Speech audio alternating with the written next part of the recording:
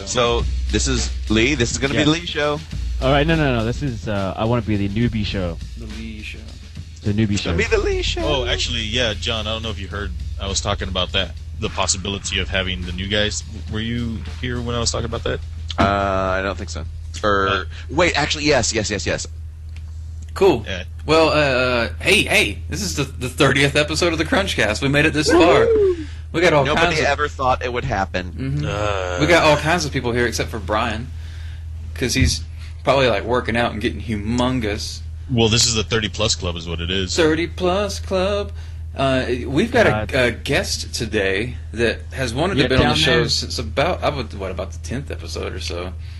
And it's always just been held off because he's like, yeah, I got to do this, I got to eat a biscuit, or I got to tie my shoes, or, whatever excuse he wanted to give. Skyrim. Yeah, Skyrim. That's a good excuse. So yeah, here he is. It's Lee. Is it Amarakoon? How do you say that? I did it right. What a funny last name he has. Yeah, we should have gone over that before the cast started. Just yeah. Who the hell is this guy? Look, here's what happened. I'm sitting here. I logged into my email and I get a video chat from this guy, and there's this guy Lee. And I'm like, oh, who are you? You want to be on my podcast? And he's like, yeah. So, all right. Hell yeah. And that's how it all went down. No, Lee is a VFX artist. He has some websites we'll talk about in a minute. As soon as I introduce our other guests who are regulars of ours, John Jones. Hi, buddy. And Jesse Sosa. Hello. Of course, you can follow us all on Twitter. I'm at Chris Holden Dev. John is at John Jones. Lee is, what is that word? It's a weird word. I'm going to have to look it up and say it. Gizmo-san. Gizmosan. Yes. There you go. Gizmo-san. Yeah. Gizmo's the name of my cat. And at Skanker0 is Jesse, and as you know him on Polycount, Skanker0. Mm-hmm. Yay. Yay. So, what was that idea you were just talking about, Jesse? The newbies episode? I'm a newbie. Yeah. No. Shut up. I mean, I was wanting to throw out the idea of having new guys, like new to the industry, or people that have just graduated on the show to kind of like, see what their expectations are for the game industry. Maybe a couple of us can kind of instill some reality, or it'd be just interesting to meet some people who are genuinely still excited about really wanting to be in the game industry, as opposed to maybe listening to us jaded old men talk. It sucked at work today. I had to adjust UVs for 47 hours straight. Per day. It's just like that. Hey, this is kind of cool, Jesse. For those with the benefit of video, Jesse is pretty dark in his background, and he's only lit, I guess, by his monitor. So he just has like a giant floating head. Yeah. It's pretty sweet. Should do like in the year 2000. Yeah, you could do that. I got my thing too. Look at that. Oh yeah, you got your Polycount guy. That's right. For those who don't know, you're privileged. You're privileged by the superstar that is Skanker0, who won the Mutant League Challenge, and there's his trophy. You could win too if you were an administrator on Polycount, and you could adjust the polls internally to make you the winner. I'm telling you, it's awesome. Pretty neat. That's cool. I want to get one of those someday. Rank has its benefits. It was great too because he left all of a sudden, and then he comes back with his grin on his face, and he's like, "Check it out! I got one of these!" And I'm just like, "Oh!" So I took a picture of it. I held it for like 2 seconds, and then I had to give it back. So you were so close to greatness. It was so sad to greatness, yeah. And then he's like, you could tell, and then he like put it on his underneath his monitor, and he's like sitting like all proud. Aww, you're so cute. Yeah.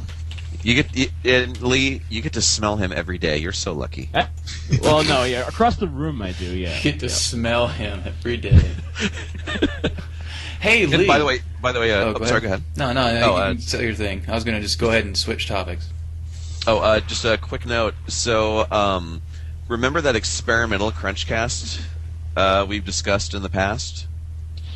What do you mean? The live Q&A? Mm-hmm. Oh, sure. Oh, yeah, that's right. Yeah, Jesse, I was talking to the guy last night. I want to do a test run sometime within the next month, and maybe shoot for trying that in March. Okay, that sounds good. Like I said, I wanted to try and do it. If it's successful, I want to take it to like a convention or something. Oh, hell yeah. I do a lot of anime conventions, things Awesome. like that. Anime conventions. But Are you guys going to GDC? Maybe we could hook something up there. That could be I'm going to interesting. GDC. I don't know if I'm GDC. going or not, but I know we're gonna have our game's gonna be represented because it's CryEngine, so it'll be in their booth. But I don't know who is all invited. The engine's so beautiful, it's crying. Yeah. Look at this awesome God rays, the ocean. So, Lee, what I want to talk about is you, because you're here, and this is your first time you've been on this episodes. I'm preparing you. My cat got loose. The cat got loose? It may jump up and cause havoc. But That's fine. That's Okay. what it does. All right. Okay. Fuck it, we'll do it live. That's not the first time you've done that. You're a VFX artist, would that be correct? I am now. Or what do you like to call you? What is your exact title? They call you a planetary explosion maker? I like to make sparkles and rainbows. Sparkles? Yeah. Well, explosions, sparkles. and Explosions, rainbows. yeah, To yeah, link yeah. put over your site here, you have a website, explosions-rainbows.com. Which yeah, that's it's brand new. I wanted to like the whole goal of that was to get 2 done a month. But And so far you've done there's none. I've done one. I've done one. But there's a thing called crunch, and it always gets in the way of stuff. Well, I'll tell you what, people don't know how hard it is to actually make this show happen. As much as we do, like I try to get 2 a weekend if I can, but it's usually 1 a week or less. Yeah, like took me 6 hours to record 2 hours worth of work. Mainly because I kept having to pause it and being like, because you're so used to like doing it by yourself, and then all of a sudden you're like, oh yeah, I'll just click that button over there and fix that. And I was like, wait a minute, I need to stop it, pause it, rewind it. Yeah, and video then say, tutors are harder than people think. Like yeah, a really and I just good one. explain on really layman's terms like what I was doing, and then so that was what took the longest. And then another person linked me somebody else's website that's doing effects tutorials that you got to pay for, and I watched his tutorials, and he was like concise and doing it really quickly and explaining it really well. And he works at NetherRealm Studios, I think. I've heard of them, yeah. And so he was really concise, and I was like, okay, the next tutorial I can limit it to 20 minutes and like not blabber on or not like deviate. I tend to deviate a lot, so yeah, and so I noticed, I should really be concentrating on. They want to see content, not care about, hey, in Photoshop you can do this. Well, I like doing this part and blah blah. And then, but then on the other hand, is somebody on YouTube sent me a message saying, hey, I'm so happy you made the mistake because I made the exact same mistake watching your tutorial. And I was like, oh, that's great. So then, putting my mistakes in the video actually works. Sometimes. If you watch the original UT3 Collector's Edition bonus DVD, which explains the editor and all this stuff, which is actually a great DVD to people that were... UDK's changed so much these days, I'm not sure if it's so relevant as it used to be, but man, it's still a great DVD if you pick that up as an introductory to the Unreal Engine. They do make mistakes in that video, but they're making mistakes that are those kind of mistakes that are like, hey, this just happened, why did that happen? Instead of them automatically just knowing what is going to be wrong and just skimming over it. Right. It's like those things where like, hey, I just put in a light. Why isn't it exactly, why aren't my shadows right? Well, you got to bake the lighting. Oh, I didn't know that because I'd never used Unreal Engine before. Yeah. Yeah. If you've used Unreal before, I got to bake that lighting. But if you didn't, you'd be like, well, why's my lighting all weird? Oh, you don't have light maps. What? What do you mean light maps? What the hell is that? Yeah, that kind of stuff. Yeah, like I made a fire tutorial when I worked at BioWare Austin. When I was one day, I was like, I made some fire for I think it was Terrace. I think it was, which is one of the planets that you go to, and I was like, hey, why not do a tutorial at home how to make fire? And that actually got tons and tons of hits on YouTube. And so many people were like, hey, we want to see more, and I was like, all right, well, let me make do another one, like on glass shattering, and then this is before Fracture came out. I did it all in Max first, And then of course it kind of fizzled out. And then so this is my 2012 project, is doing tutorials. So, yep. That's good. Yeah. Cool. So yeah, those something. And then someone's like, "Why don't you sell them?" And I'm like, "Well, then you got to do that whole money thing, you know. Yeah. And if it's free, then there's no money involved. I'm just giving back to the community. Since I came from the mod community, I should really give back to the mod community. Is the way I look at it. You're preaching to the information is free. Yes. Wire right now. Yes. Yeah, that's pretty much what we do. I'm all for buying DVDs. You know, I bought E3D stuff. I've got a big collection of E3D stuff. Especially E3D. Look, yeah, I love those official ones, man. Yeah. The best thing is they're just so comprehensive. They're actually filling up a DVD. I think I might have it.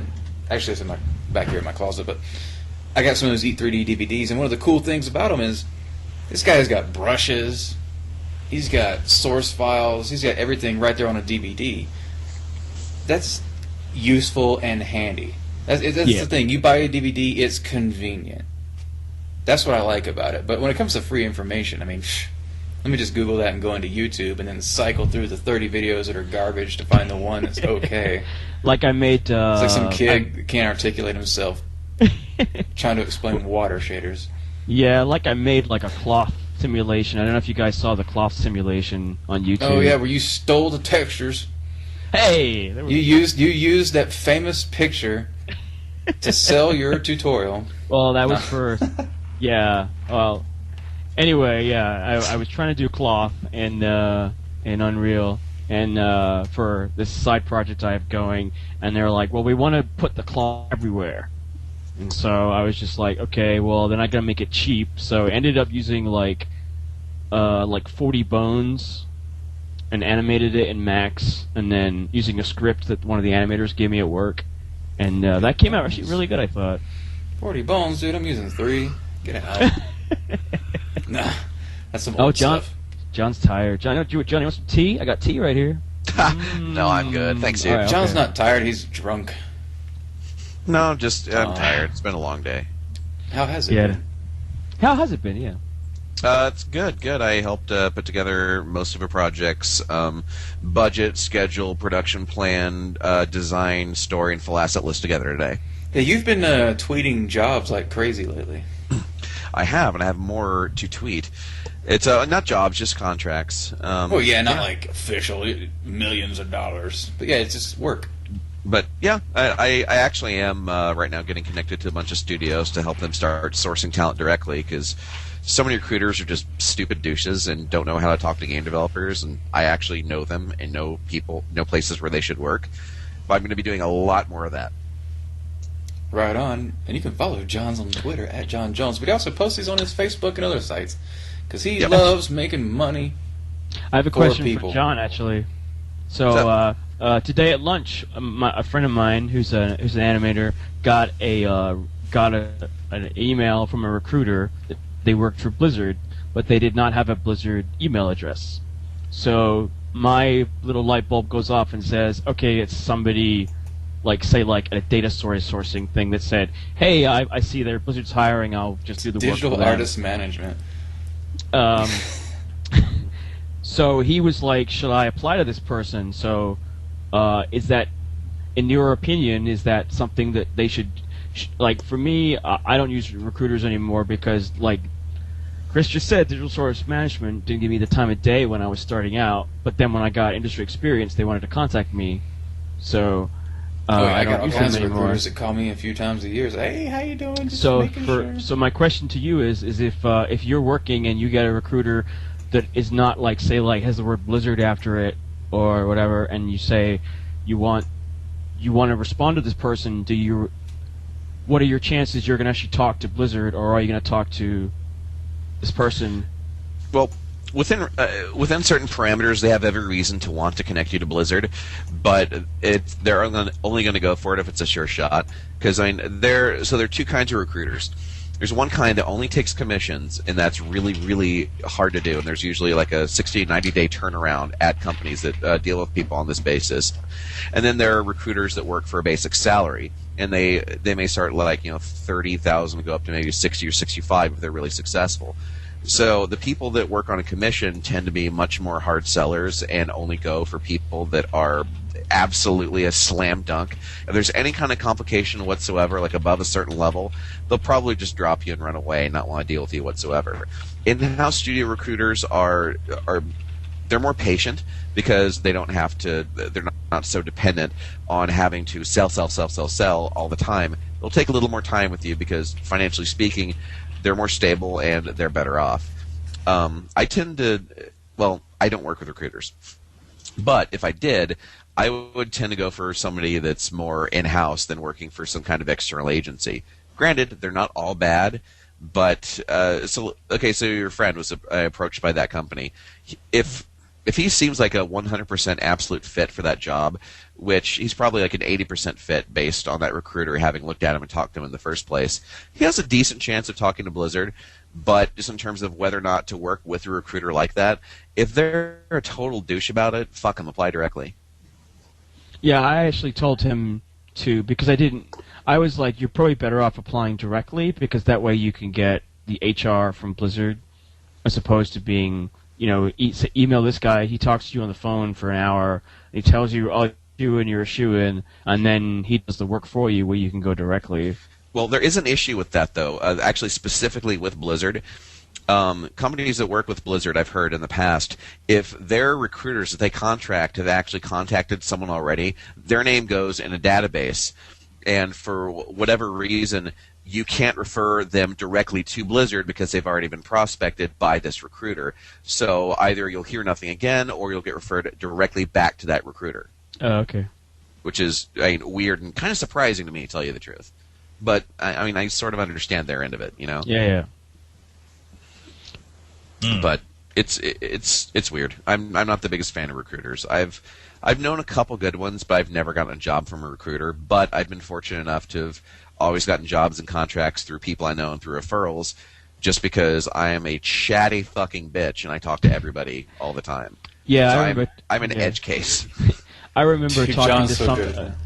I remember talking to a recruiter for like 2 hours about Battlestar Galactica.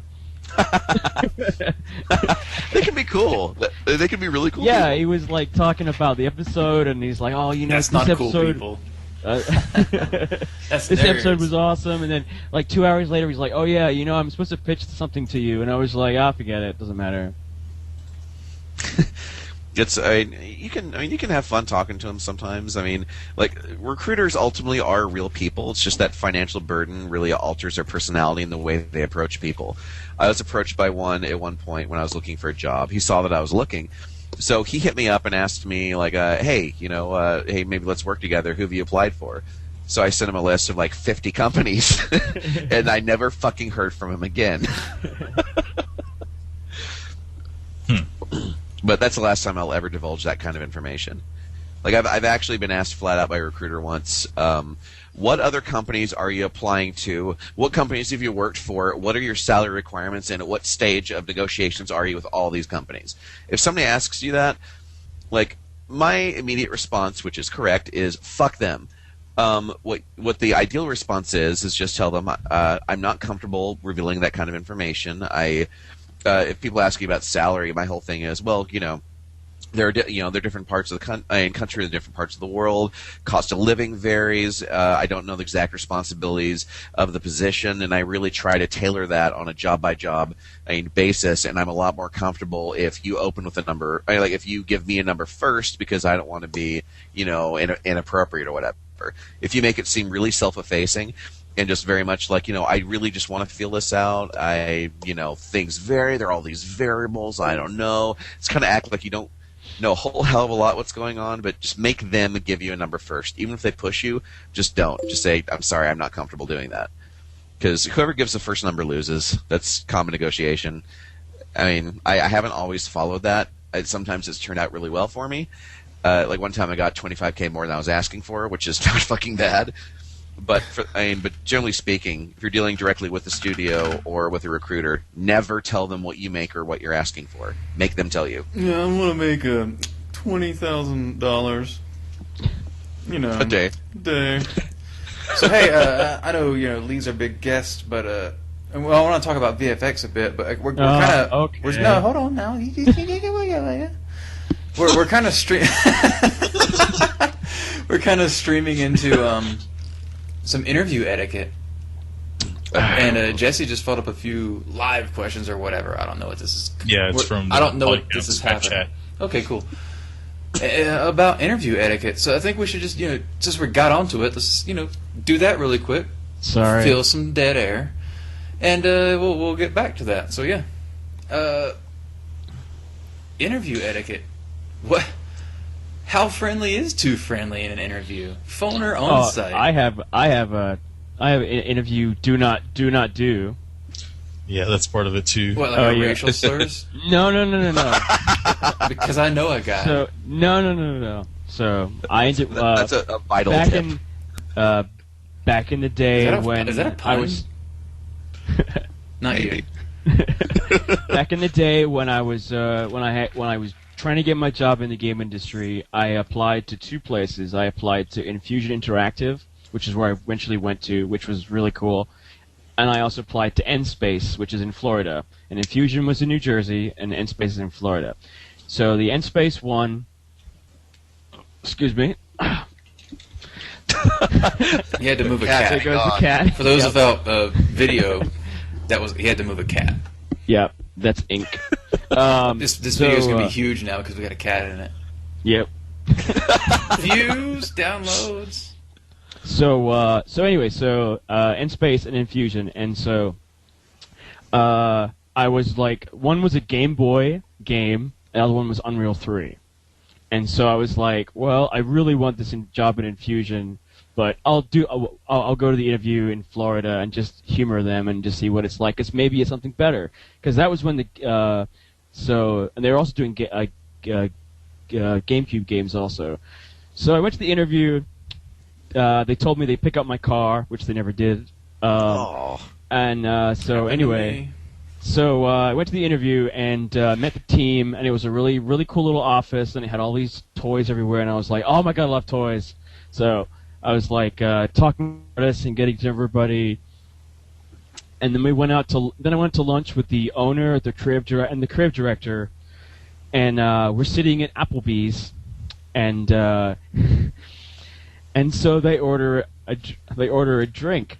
They're like, what do you want to drink? Do you want any alcohol? I'm like, no, I'll just have some iced tea, whatever. And he's like, okay, well, I'm going to order... You blew the interview right there. Oh, God. No, you don't. Come on now. He likes to explore, I'm sorry. So anyway... His cat, it wasn't his dick popping out. He ordered what my wife Mary Rose calls a girly drink. He orders one of those like tall glasses with all this color in it and a little umbrella, and so he orders it, and they're making fun of me. They're like, "Well, you ordered iced tea. What? You're from North Carolina? You drink sweet tea, like that." And so I was like, "Well, at least I ordered the girly drink." Like Dude, when they bring that drink to the table, you start singing, "You are beautiful, no matter what they say." So the girly drink. So like one guy looks at me, and he that was the art director, and he busts out laughing. He's like, "That is awesome! I'm going to use that from every time you order. We go out to lunch. I'm going to use that line now."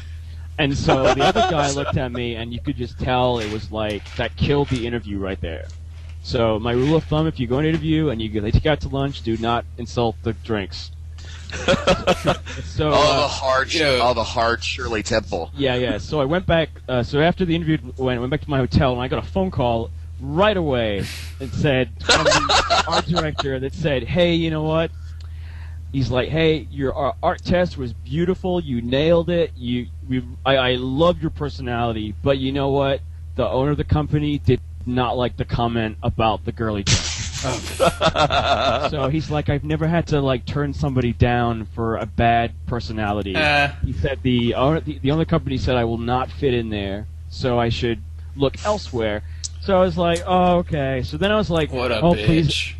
So I was like, "Oh, please give me a job at Infusion because I really want to work on Unreal 3." Because Unreal 3 was like that was 2006, so it was like really early Unreal days.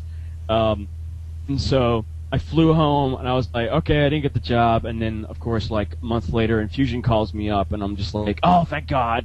And then I got an email from their HR saying, thank you for applying. We really appreciate it.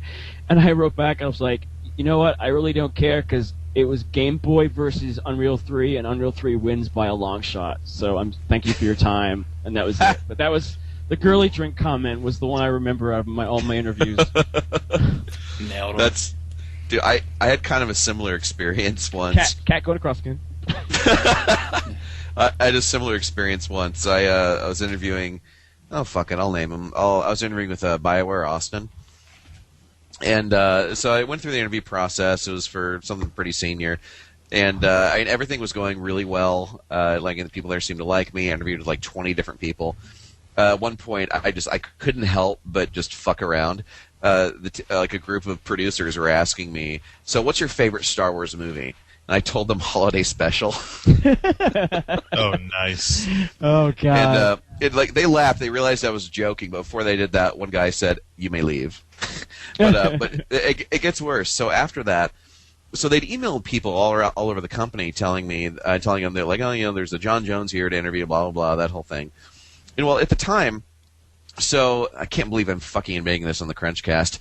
I have a series of videos that are no longer under my name that I deliberately don't tell people in the game industry how to find, where I eat really fucking weird shit, like eating cobras, scorpions, like soaked in whiskey, vodka, stuff like that, or durian fruit, shit like that. I eat it on camera. I'm usually I'm drinking fucking liquor. Jesse's holding his cat in the window. So I'm eating just fucking weird shit and videoing it. And I'm really just profane and ridiculous. But that was on my main YouTube account. So I get a call later that day from the one of the guys I interviewed with, and he was saying like, "Oh, hey, you interviewed really well and blah blah blah." But so the art team got emailed that you're coming around. All 35 of them, and so they Googled you to look you up, and they found videos of you drinking vodka, eating snakes, growing up. Here we go. And I didn't end up getting the job for completely other reasons. He was just doing that just to fuck with me. But that was the point where I realized, okay, that no longer goes under my real name. Yeah, you gotta be careful about that kind of stuff. I did Dude, I had like 100,000 views on that shit. Your videos had a ridiculous amount of views. I have to Google that now. I'm sorry. I did an interview one time where where it was a really long, like all-day interview. So they would do shifts where, the producer's going to come and talk. The art guys are going to come talk. These guys are going to wait. All these different guys over hours. And one group of guys that were like the artists or something, they go, you do this webcomic. And the whole interview was just them just going to my website and reading the comics. And I just kind of sat in the room. Like that. Climb up the cement. Yeah, climb up the cement. But I had one quick stupid interview story. It's not me. It was a buddy of mine. It's actually a really good friend of mine. One of my bestest friends. He interviewed for a job that was out here in Colorado, and people don't know about what they call Rocky Mountain High, which is when you go to a higher altitude, or if you live in a low altitude and you go to a high altitude, the thinner air or less oxygen in the air for some reason affects alcohol consumption and other things. It can make people that are really out of shape like pass out, or you might get like a bloody nose or something. But the real downside here is, I don't know. How would you compare it? Do you know what one beer is to? I don't know. Isn't it like when you're flying? Yeah, it's like when you're flying. So it's like if you're one flying, beer equals 4. Or... Pro tip: drink on planes. It's awesome. But yeah, it is fun. When you're at high altitude, it's 1 to 3. 1 to 3. I'd say it's about 1 to 3. That makes a lot of sense. I know drinking beer. Oh yeah. So yeah, he when people aren't ready for that, and on the flip side of it, if you do live here and you got used to drinking, and you go somewhere else, you have this amazing tolerance that makes you waste tons of money trying to enjoy a night. But he came out here from somewhere lower altitude, and they go to some party the night of his interview. He just happens to be there the night they're having this party, and he's taking shots, having a good time, and people are warning him. They're like, "Hey, you know about this altitude thing?" And he's like, "Oh no, man, I party hard. I'm the best." And he ends up blacking out and throwing up in the president's car. And it was, I don't know what kind of car it was. But it was one of those really nice, I'm the president of the company cars, if you know what I mean. And what is that, Jesse? It appears to be John's face. You have to talk for it to show up, though. Jesse's holding John's face. Oh, he was. Okay. He's holding a picture of John's face. I don't know if it'll show up. I got to get a printout of that so I can hold it up too. Yeah, to go with your printout of your CrunchCast hat. Yeah, check it out. It's official CrunchCast hat. Official. We're gonna start selling this merch. If you want it, folks, you gotta let us know. Yep. If you want my crappy logo I made in like 5 minutes before one of the episodes one night that we've stuck with because we haven't done anything else for this show. Hey, I wore it out tonight, and everyone asked where I got the hat from, and told them about the podcast. Best advertising ever. Nice. Well, we really appreciate that. Yep. Somebody would ask about interviews. They said, blah, blah, blah. Blah, blah, blah. Oh, yeah. Well, how much research should you do for an interview? Knowing like former jobs and backgrounds of every employee is creepy. Or potentially a good thing. I would say, okay, so when I applied at King's Isle, I had never played any of their games. I knew about 101, but I didn't know what it was. I just knew it was a kids game, and so I was like, so I played their game. Pretty much every game company that I've worked at, except for Infusion, I played their games first before, like, or I at least played it somehow. Like, you rented it or looked or did a demo online. Like for Gearbox, I rented Brothers in Arms, the first one, or Earned in Blood, so I could see what the games were like. But yeah, and then I did research online what kind of games, because you never know what kind of questions you're gonna get. Like when I worked at my Gearbox interview was they asked me to rate the Alien movies 1 to 4, and I actually What do you mean write the movies? As in what like happened? order in best to worst. Rate. Oh, rate. Rate, yeah, like best to worst. I heard the word right. I'm sorry, rate. How dare you? I know. So, which, and I was like, well, for me it goes like 2, 1, 3, 4 for me. And I was like, okay, that's a good answer. Yeah. I mean, like, I have Aliens. I would technically have to say Laserdisc. Alien and then Aliens. Oh, okay. Just because. Yeah. But they're actually two different types of movies. Yeah, one's a gothic horror, one's an action movie. Yeah, I don't rank those two They're against not each other. really. Yeah, they can't really be fought against. It's just like one kind of laid the bed of stories. Yeah. That the other one is kind of based on. Aliens is kind of like a action parody of Alien, if you really think about it. Like the first Alien the movie Alien is so different. Like, if you saw it, you know what I'm talking about.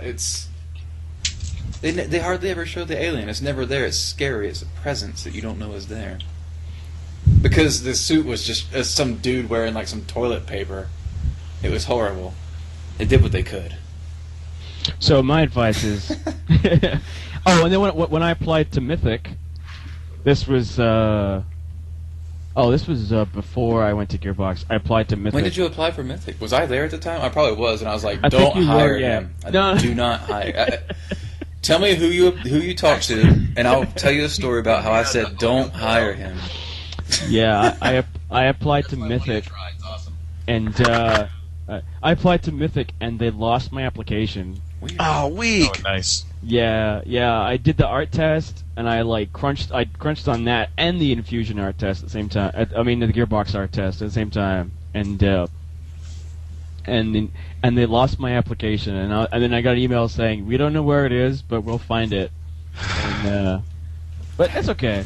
Dude, I can see that did an happening art test there. for Mythic too, for Mythic as well, and they fucking never even responded. I think I still have that art test on I'm not my proud of computer it now. somewhere. Man, I'm not proud of it now. Well, honestly, I worked hard on it. I kind of crapped that thing out. But yeah, they still never even acknowledged or responded, which bothered me because I spent like a week and a half, 2 weeks on it. It was pretty Yeah. cool. Fucking unprofessional. But then, but since I'm on Polycount, I didn't need to go to Mythic because everybody on Polycount at the time worked at Mythic. That was true, man. So I I would worked just go on there. Polycount and be like, they're like, hey, check out this art that's inspired by Mythic or whatever, and I'd be like, oh, he works for Mythic. Here you go. You know, so that was kind of cool. That everybody's title in their name was like Mythic. Oh wait, Epic, Mythic. You know, EA. man, I don't. Do you remember on Polycount a little while back, a few years back, when that was the thing? Everybody wanted to work on Warhammer, so every other pimp was a Warhammer fan art. wasn't it? It was the house. It was the house. It was pretty much there was a house, or there was a few other Yeah. concept arts, the ones that Yeah. were released, and it was basically people were literally getting handpicked and hired straight up from there, because That's pretty good. like I said, everybody, like you just said, everybody that was on Polycount was at Mythic. So we were just looking in the forums. We're like, oh, we need fucking asses in seats. We're gonna fucking make this MMO. It's huge. Let's go. Look That at was this guy. before, Look at this guy. Before Kenny went in and hired the other half of Polycount. Oh, Cavallero, Yeah. Parasite. Yeah, he's the guy that brings you in from Blizzard. If you've been on Polycount, you know. but I don't think he's doing Congratulations it to anymore. Blank. Yeah. I don't think he's doing it anymore now. I think I he's. haven't seen a few in a while. He's a character AP now. Yeah. Man, it just makes me realize how little stories I have when it comes to interviews, because I've only ever been in 3 interviews my entire life. One for Momo Jumbo, one for Terminal, and one for King's Isle. 100% success rate. That's fucking cool, dude. You big floating head. It was just Spooky. my stories are just so boring. Basically, I do your research. I always suggest that as advice. Make sure you know what you're going into. Like Lee said, you want to at least know what games they worked on. You don't necessarily have to play them, but that always helps. Yeah. But you know, it's good to not walk in there and just be like, "What do you guys make here again?" You know, that's always bad. Yeah. Interviews just- go both ways. Yeah. I was just going to Sorry. say that my first interview was, I did an art test overnight. It was just make a low poly character and texture it, and I sent it in, and they said, all right, we'll come in tomorrow, or come in. No, they said, that's right, it was do the art test and come in for an interview, because they already did it at the same time. So I walked in with my art test, and they said, all right, we'll just come in on Monday. I was like, okay. And then That's a quick turnaround. yeah. And then for Terminal, I had just quit my first job, and they liked my cartoony stuff, so they had a cartoon game that they were working on, and they said, well, your roommate works here, so he says you're a good guy, so come have lunch with us. And I went and had lunch, and they're like, all right, here's the paperwork at lunch. Go ahead and sign this, and you'll start. And that, of course, was 9 Dude, years I've later. known more than one guy at different companies that just happened to. Okay, one guy gets a job, and his buddy, who's also in the same area or is going, also in like graduated at the same school, whatever, comes with him, and then they're like, "Hey, my buddy came too," Yeah. and then they also, "All right, well, apply, and you're already here. All right, here, you have a job." Yeah. I've seen that happen like more than once. I've had that happen. Oh yeah, I mean, When I was at Ready at Dawn, in the interview, like at the end of the interview, they offered me the job, and they also said that the art test I gave them they didn't tell me it was for Daxter for the PSP. I didn't find that out till I moved. But they said it was a similar style of Jak and Daxter, so the art test they had me do was for a Jak and Daxter character. And they liked it so much, they asked me if they could use my art test as is in the game. And they offered me a job on the spot. that's pretty Nice. pro. Nothing else I've ever done has worked that well. Yeah. Yeah. Dude, if you can one nail time- an art test, whew, oh, go ahead.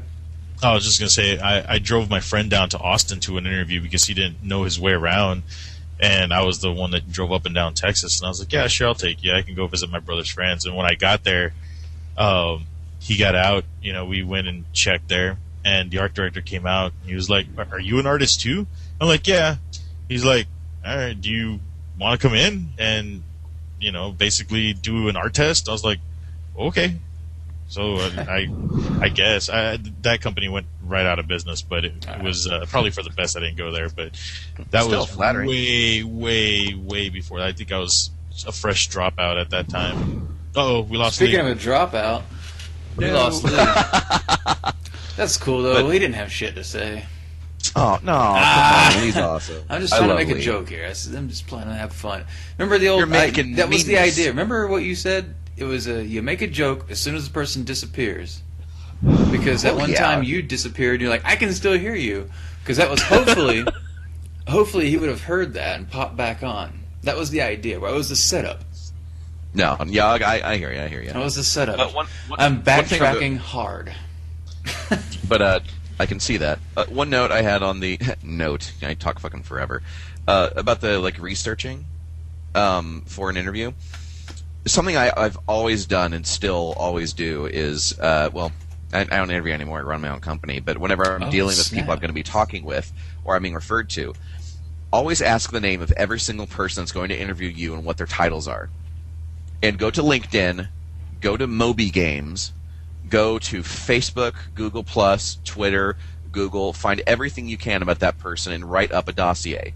Just dossier.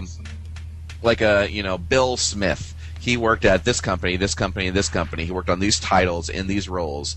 Think of some questions to ask him on the interview. And if you look him up on, if you have people in common on LinkedIn or Facebook or something, just if you can, note, at the very least, note who he knows that you know. And if you're feeling especially industrious, just talk to those people. If you're cool enough with them to be able to tell them that you're interviewing with somebody, just say, hey, you work with this guy, what do you think? That kind of thing. Just seriously go all the fuck out. But bear in mind, you don't need to tell them everything. You don't. In fact, you shouldn't. I usually know 10 times more about any person I'm dealing with at any given time than I will ever tell them. And I just bring it up. Hey, Lee. There's Lee. Oh, He's Welcome back. back. Thought you left us. No, I was hearing stuff. It was all quiet, and I was talking to myself for a bit. But you're back. But just to wrap what I was saying, I usually know 10 times more about any single person I'm ever dealing with for an initial phone call or conversation or interview type situation than I will ever let on. If something comes up organically in the conversation, if you can find a way to just say hey, do you know so-and-so? Or something like that. Or, hey, you worked on this game, right? Just ask them questions about that. Just show that you've done your research, that you know what games they're working on. Don't bring up negative stuff. Don't bring up, dirt. Hey, you worked on that one game, it sucked. What was that game so fucked up? Exactly. Don't tell them what you've done better unless they ask you. Although, granted, in some situations, I've interviewed with companies, they have a reputation for crunch or this or that or high turnover. I'll say okay, well, let's be real.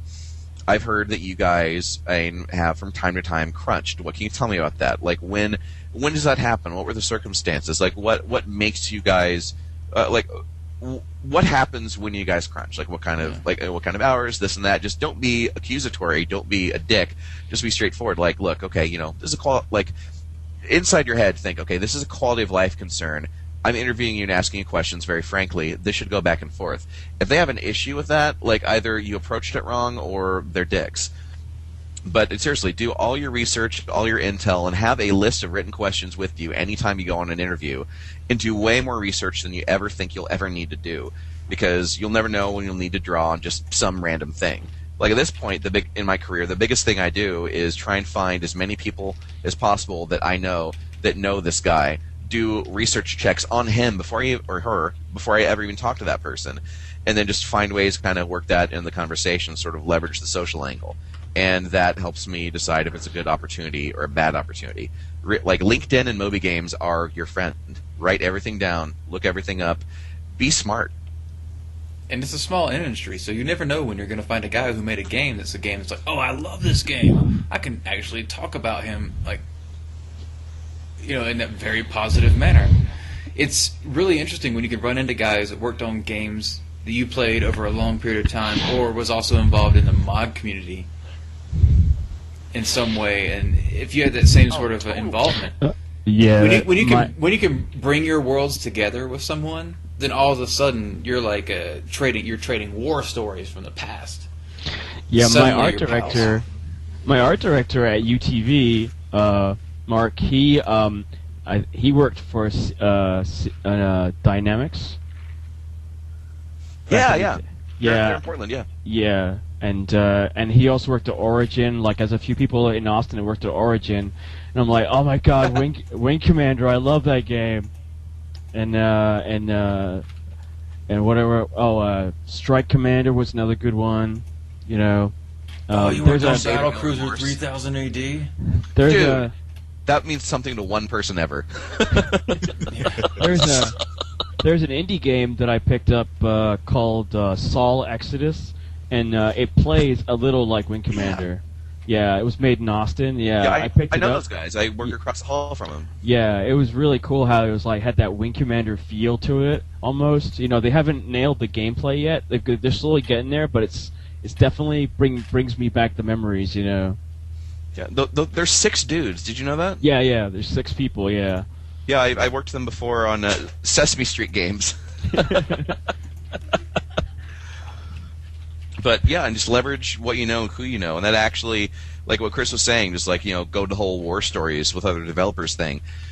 Just the thing that I found, so I do sales full time basically. I'm an art producer, director, whatever, but getting projects is just me selling.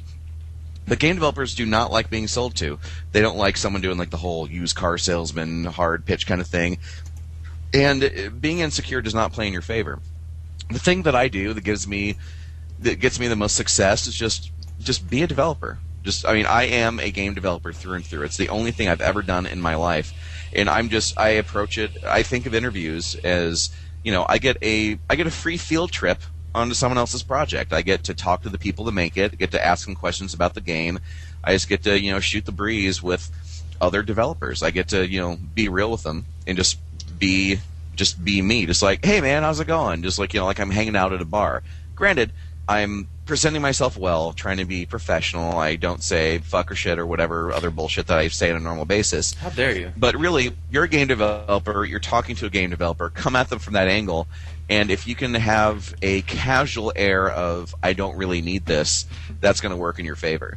If you're, but see, that's a fine line. If you're like, you know, I don't need this fucking job, blah, whatever. If you act act arrogant about it, if you act like a total jerk, that's going to come off badly. But if you're just like, you know, hey, cool, you know, let's chat, let's hang out. This is what I could do. I see myself, you know, just ask about their tool, their pipeline, their tool chain, what tools they use, how they do this or that. Just shoot the breeze and just be like, hey, cool, you know, I could, you know, I see I could do this, I could do that. If you can articulate what you could add to their company in a cool way, just like, hey, you know, I see characters like that. Like, this is something I really enjoy doing. There's stuff in my portfolio like this. This is the kind of work I really enjoy doing, and I think I could do cool stuff for you guys. If you can come off just cool and casual and not desperate, as opposed to like, oh my god, I would kill to work in this game. Oh, it's been my dream for my whole life. Oh, you can come off as just like really desperate and lame. And I mean, as sad as it is, I mean, that just doesn't really paint you in the best light. But it's really, it just boils down to just, you know, just be cool, be a game developer, be chill. Just like, hey, you know, I could do cool stuff. If you guys are interested in me, then hey, great. You know, let's talk some more. Let's get some stuff going. Yeah. I would also suggest networking too. Oh yeah. Going to beer night helps. Just don't. Yeah, beer night in Austin, best networking tool ever. I have to say. Oh, and all the. But don't go to beer night and say, like the one guy did to me. I was standing there talking to somebody, a bunch of my friends from BioWare, and he comes to me. He's like, "So you guys make games, right?" And then they left, and then I was like, "So you make games? What kind of games you make?" I work at Starbucks. Oh. And he's like, "Really?" I'm like, "Yeah, man. I'm not a game developer. I can't help you." And he's like, "No, I'm kidding. I do, but I said, you do not want to do that here. This is where people come to hang out and meet people. This is not where they come out to get recruited." That's why I don't advertise beer night outside of game developers. Right. Well, he happened to be there with his friends, and he's like, "Oh my god, you game developer! I love you. I got to work for games, you know." So what's that like? So you program the art. Oh, you bastard! Does it segue into like effects or something? No. Did you work Oh, on okay, good. Madden? That's just that's one of the most common things I've just heard. So you program the art. It's just like I'm a sculptor, but less talented. I say yes. I program the art. Did you watch the thing on YouTube? The shit effects artists say. Nope. No, I'm done with all those shit blank says. Oh, That okay. it's pretty No, funny. dude, Lee, post that to the group chat. We'll link that in the CrunchCast. Okay. Oh, it's on. Oh, it's already been everywhere. It's already been. It's everywhere. I can't even link it because look, once it's over a certain number of hits, linking it to somebody, you're just an asshole. You're like, Yeah, it was- thanks for posting on YouTube this video that already has 1 million views. You douche. It was a lot of fuck. It was a lot of fucks. Yeah. Wait. And then there was. I think there's a programmer one too. I saw today. Yeah, there's so many of them, man. There are a few cool ones, early on, but now it's just like it's a meme now. Yeah. And now, and it's like, man, geez, more of this crap. It's like the "What's up" video. Yeah, it's like, of course they say that. Well, what do I say all day? I'm like, looking vertexes and polygons and. I use shit. Adobe and 3D Max. Max and Photoshop and Polycount. Just- Twitter. That actually is one of my biggest pet peeves. People that call it 3D Max. 3D Max. Uh, I just call it Max. I mean, like Max is cool, or 3D Studio Max, but 3D Max, that's not a fucking program. 3D Max. Or like I use Adobe. I want to start. use I want to Adobe. start calling it that. Use InDesign, Flash, Illustrator, After Effects, Fireworks, Acrobat. There are like 1 million fucking Adobe projects that say I PDF use viewer. Adobe. I guess that's Acrobat. Yeah, Acrobat Reader, yeah. But just 3D Max and Adobe and vertexes. All these vertices. I feel like, but honestly, I'm such a goddamn snob. Eh. Hey, you gotta have something in your life, right? I know, there's so little. You gotta have So passion. should we answer this question about VFX on the Polycount site? Oh, Yeah, dude, that's why you're All here. right. Well, I'm not an expert. Like R13 is R13 is like the grandfather for me. I'm like the baby or something. I don't know. I'll have to get him on the show Lee, someday just no- so we can say, Yeah, I you ate should. hot dogs and like So, that'd Lee- be it.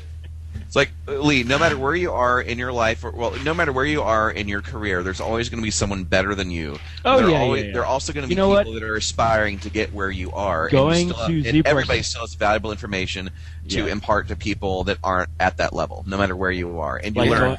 Yeah. Like going to And going don't to be a Zebra bitch. Central. Like going to Zebra Central and being like, oh, I'm so depressed now.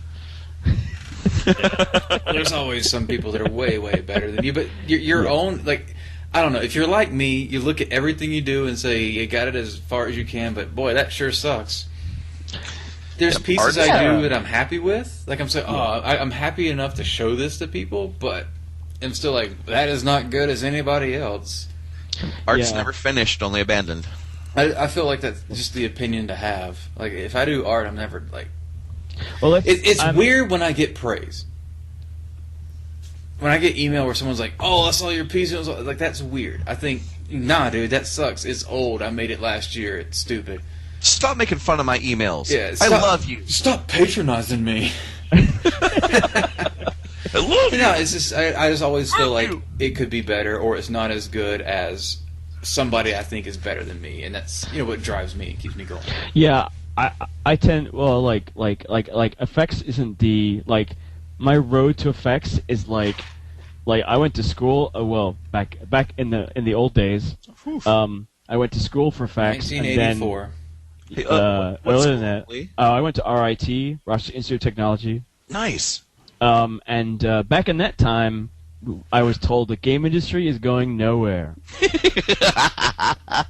And they still ask money from me. Anyway, so I did effects for people's movies, and so I was like, everybody went to Hollywood, and I was like, I had this thing in my head saying, I want to make video games because I love Quake 3.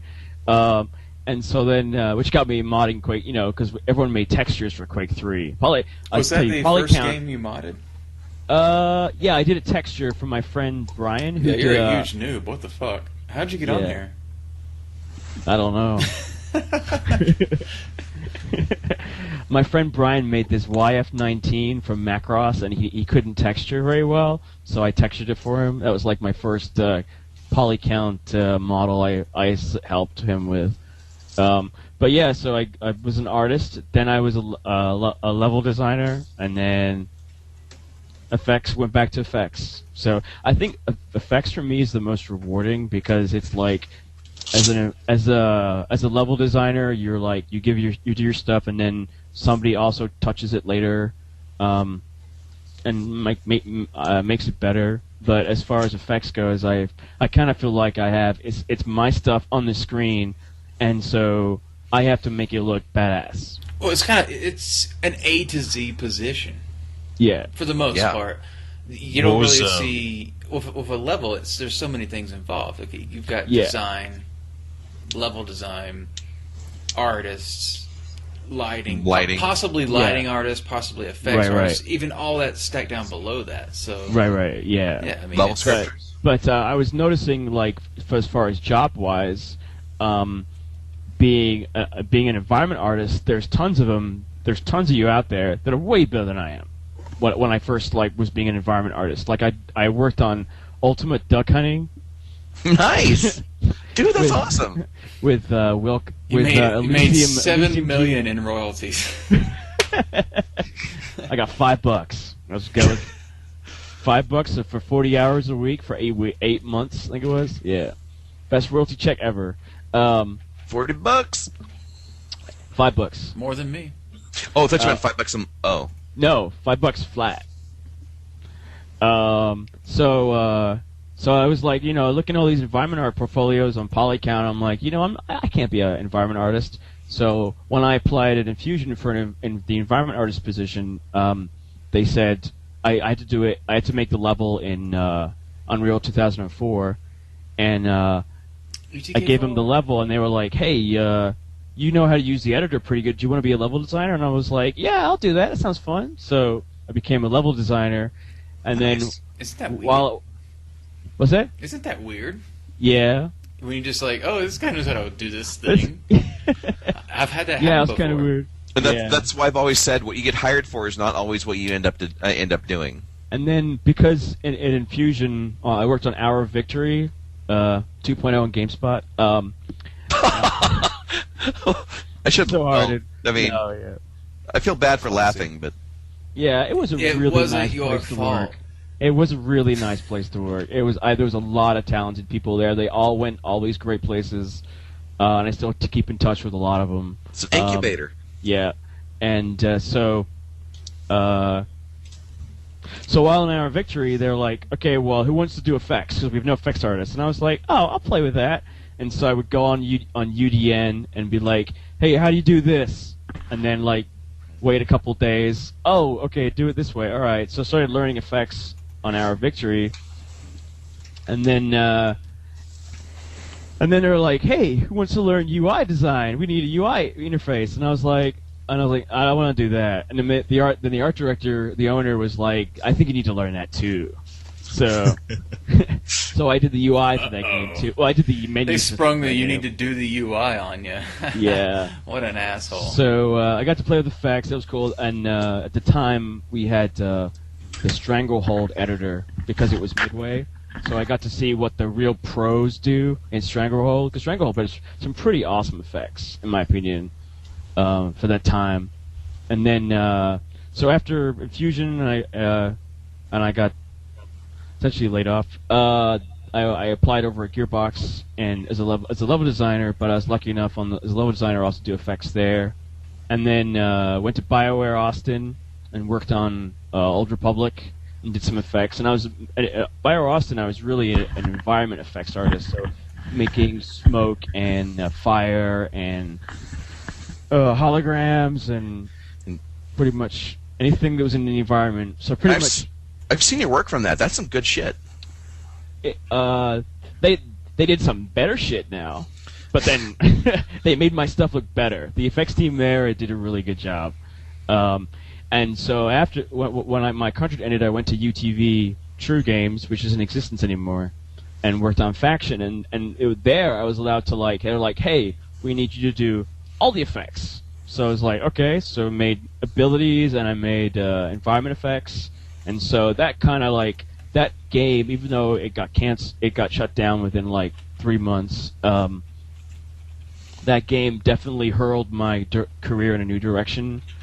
Well, and to be fair to you guys on that team, you were 14 people, I think, 14 or 16 people.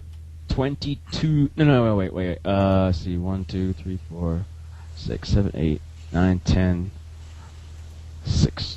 Yeah, I'd say about 20 people. Yeah. Yep. So you're at 20 people making an MMO. Making an just counted the MMO. room. And it was less than a year and a half total development time, right? I think it was 18 months. No, 18 months, yeah.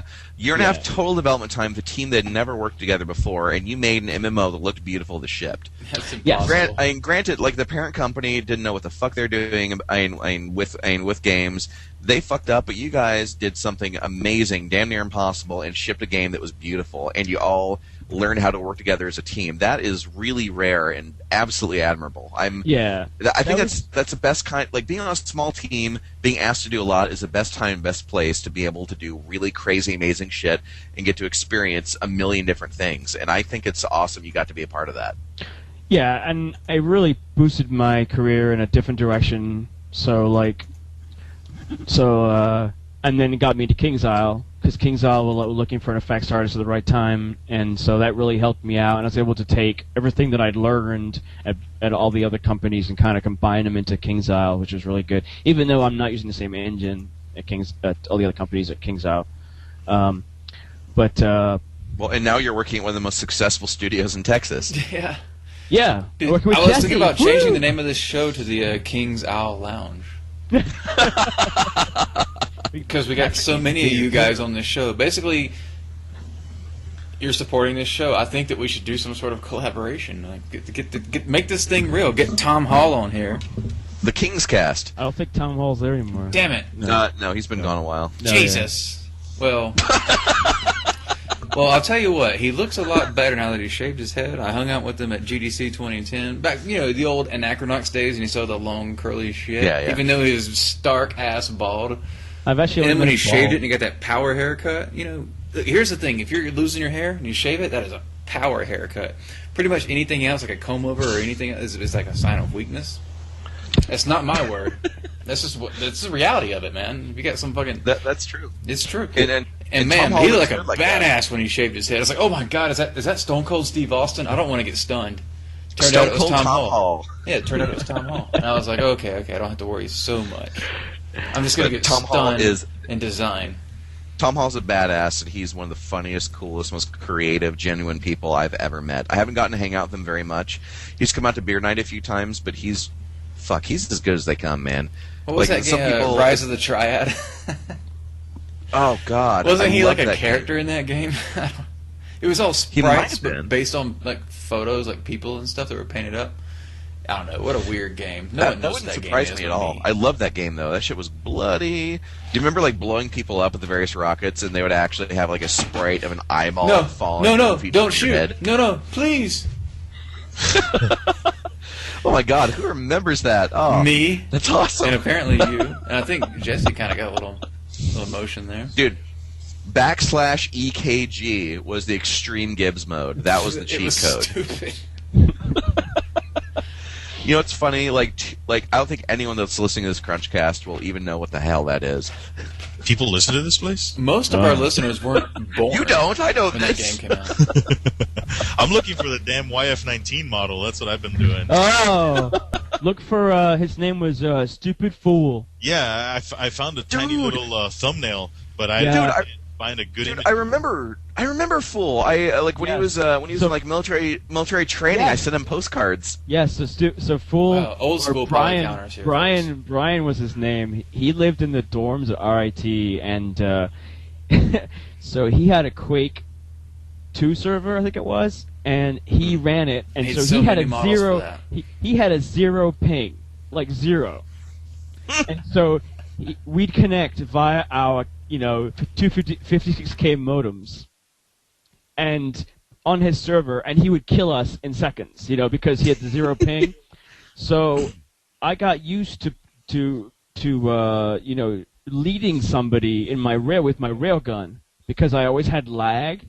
And so when we got cable modems, it was like it was on because he had that wonderful 0 ping the entire time because it was his server, But yeah, do you remember Shinji? Oh yes, that he was like obsessed with this character. It was like this the anime character he made. Yeah. It was Shinju was her name. Shinju. Shinju, I think I did a texture for it. Oh, okay. But he was like so obsessed with that character for so long. He post drawings of her. It'd be his avatar. He was just like freaky, like furry level obsessed with it. Yeah, there's another really good texture guy on there called Wrath. He was really good too. I don't know what happened to him. Bruce Rogers. Yeah, he worked in 2015 for quite a while. I don't know where he's been since. I textured one of his models for Quake 2. Yeah, the Space Marine. Chris Bruce. Chris Bruce, thank you. He works. He's working at on the. Well, actually, no. He just got laid off of the guys that did City of Heroes. Oh, Cryptic. I didn't know he went there. Yeah. He was there. He went to Rockfish for a while and worked on that Auto Assault, and then I think it was Rockfish. It was something Fish. Anyways, they worked on Auto Assault for NCSoft, and so when they shut down Auto Assault, they moved those guys over to. Wherever they wanted internally, and he chose to go to City of Heroes. Are you sure NetDevil is the developer of Auto Assault? NetDevil, yeah. Yeah, they're up in Boulder, or they were up in Boulder. They're closed now. Yeah, he went from 2015 to NetDevil over to Cryptic, and then whatever Cryptic became after that. No, he stayed with NCSoft, and I think he was just recently let go. I think. That's a bummer. That dude was a crazy talented animator and modeler. The guy, I remember, so he released his Space Marine PPM for Quake 2, which is, at the time, some seriously talented, awesome, solid stuff. And I made a texture for it, this horrible, camo thing when I was just first learning about soft light and overlay layers and Paint Shop Pro 5. I wasn't even using Photoshop at the time. Paint Shop But Pro. I remember, all of his, hey, Chris, you remember Wrath? Chris Bruce? Say that nickname again. Wrath. Wrath. Yes. Yeah, I remember. So I did. I thought you said Raft. Oh. WR. You remember Dingy? Say again. Is the Dingy, old is the old Polycount model site still there? No. No. Oh, yeah. Is it? Man. Oh, that sucks. Yeah. But I remember back when Quake 2 came out, he had to have powers of 2 textures, which was a great big thing above the 320 by 200 textures from Quake 1. Yeah. All of his textures kept showing up blurry. He didn't know why, and I remember finding out all of his textures were sized 256 by 255, and he never noticed. Oh, no. He was spinning forever trying to bug fix it and find out why is everything blurry. Yeah. So for those that don't know about the way the video cards work,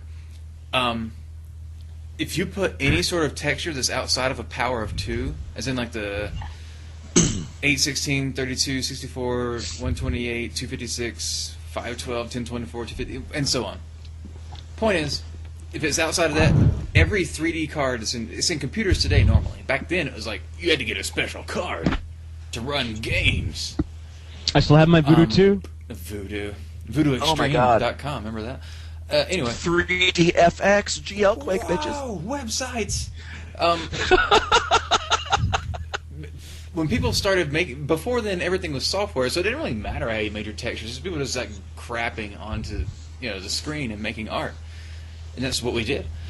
But once graphics cards came out, they always automatically rescale the textures to a power 2 for rendering the graphics. So if your texture is in a power 2, it just turns it into mud. Because it rescales it itself.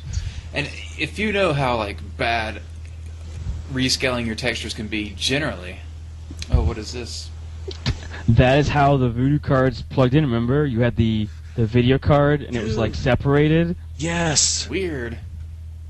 But yeah, back in the old days, and it's still the same today, but most engines these days have that... They're already wait a minute, this texture's not power 2, get the fuck out. And they don't let you even import that. Evicted. Get out. But yeah. They're like the back in the dick days, bouncer man. at the club you want to get in. Yeah, so the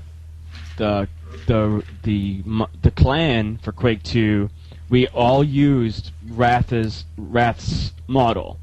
that was the designated model for the clan, and so the clan leader, he didn't know how to use Photoshop, and I had I used like Paint Shop Pro, I think it was. Yep.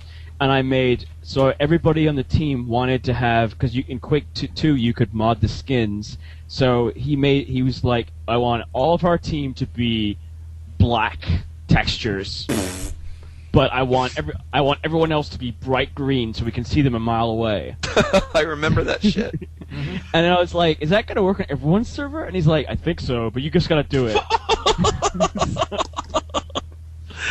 I remember people doing the last half.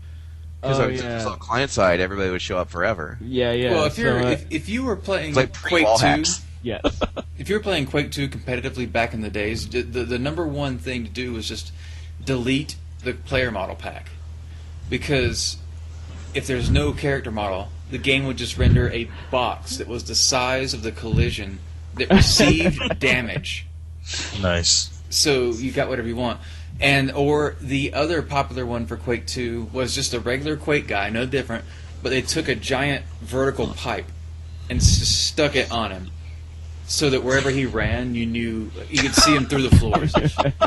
So you knew where the other team was all the time. Not to mention cranking up your gamma all the way Oh up, yeah, stuff like that. destroying any kind of beauty, that the textures had. Well, people today know Kevin Johnstone as the guy that makes all these, like the master of pimping.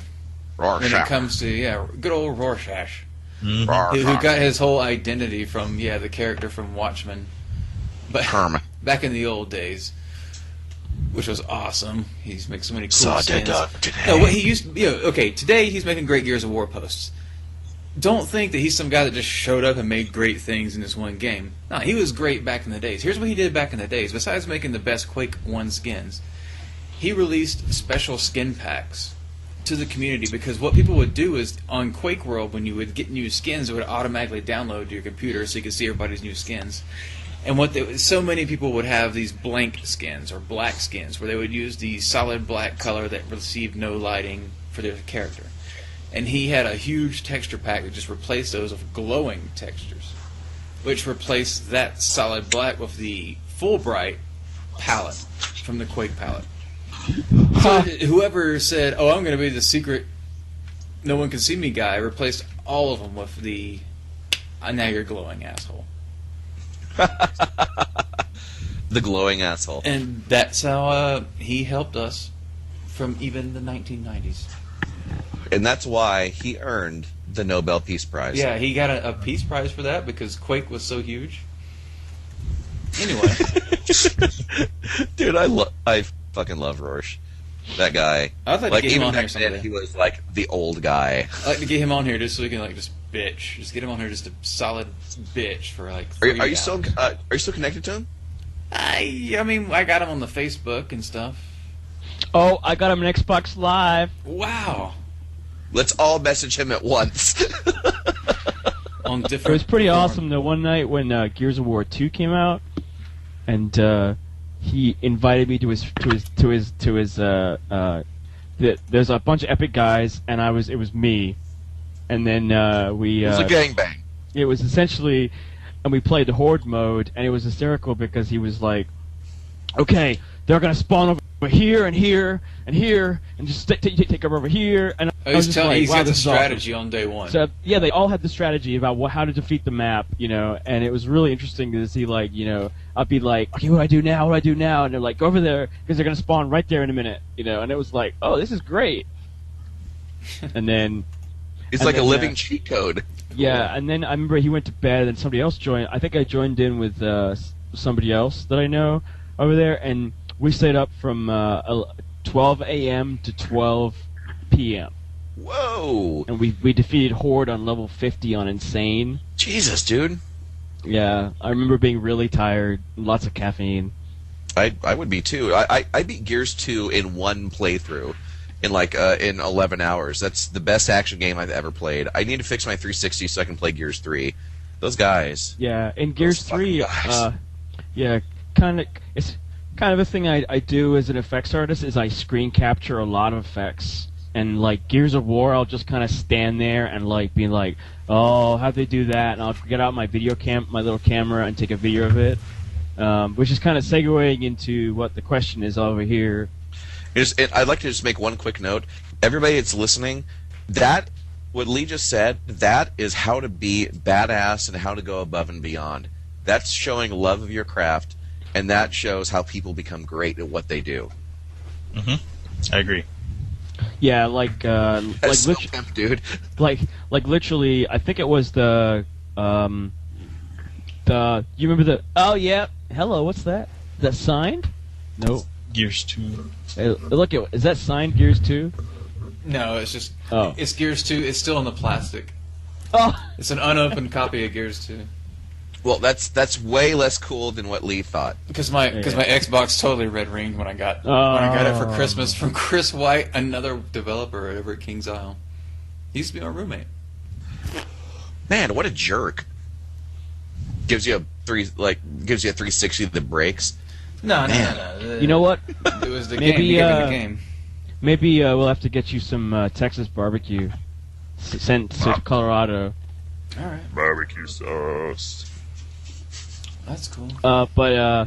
So Chris Maddox had a question that says, what kind of different jobs are there out there? And so In FX. in FX, yes. Well, And what's it said- hey? I know. Would that kind of entail the concept of the difference between a tech artist and a concept or FX? Sorry, tech artist versus a VFX artist. Isn't that kind of a split of the same field? Or would someone say this is totally? I'm different? not qualified to answer that question. Well, I'd say they're I was just vastly throwing it out different. I think it's vastly different. Yeah, it is I don't vastly know. different. There was a. Vast difference. Did you guys see Vast that? difference. The guy did that write up of what a effects artist is. Yeah, I on remember. Facebook? Yeah, that's right. No. You were gonna bitch about that, right? No. No, he was just CrunchCast. You're talking about what an asshole that guy was. now.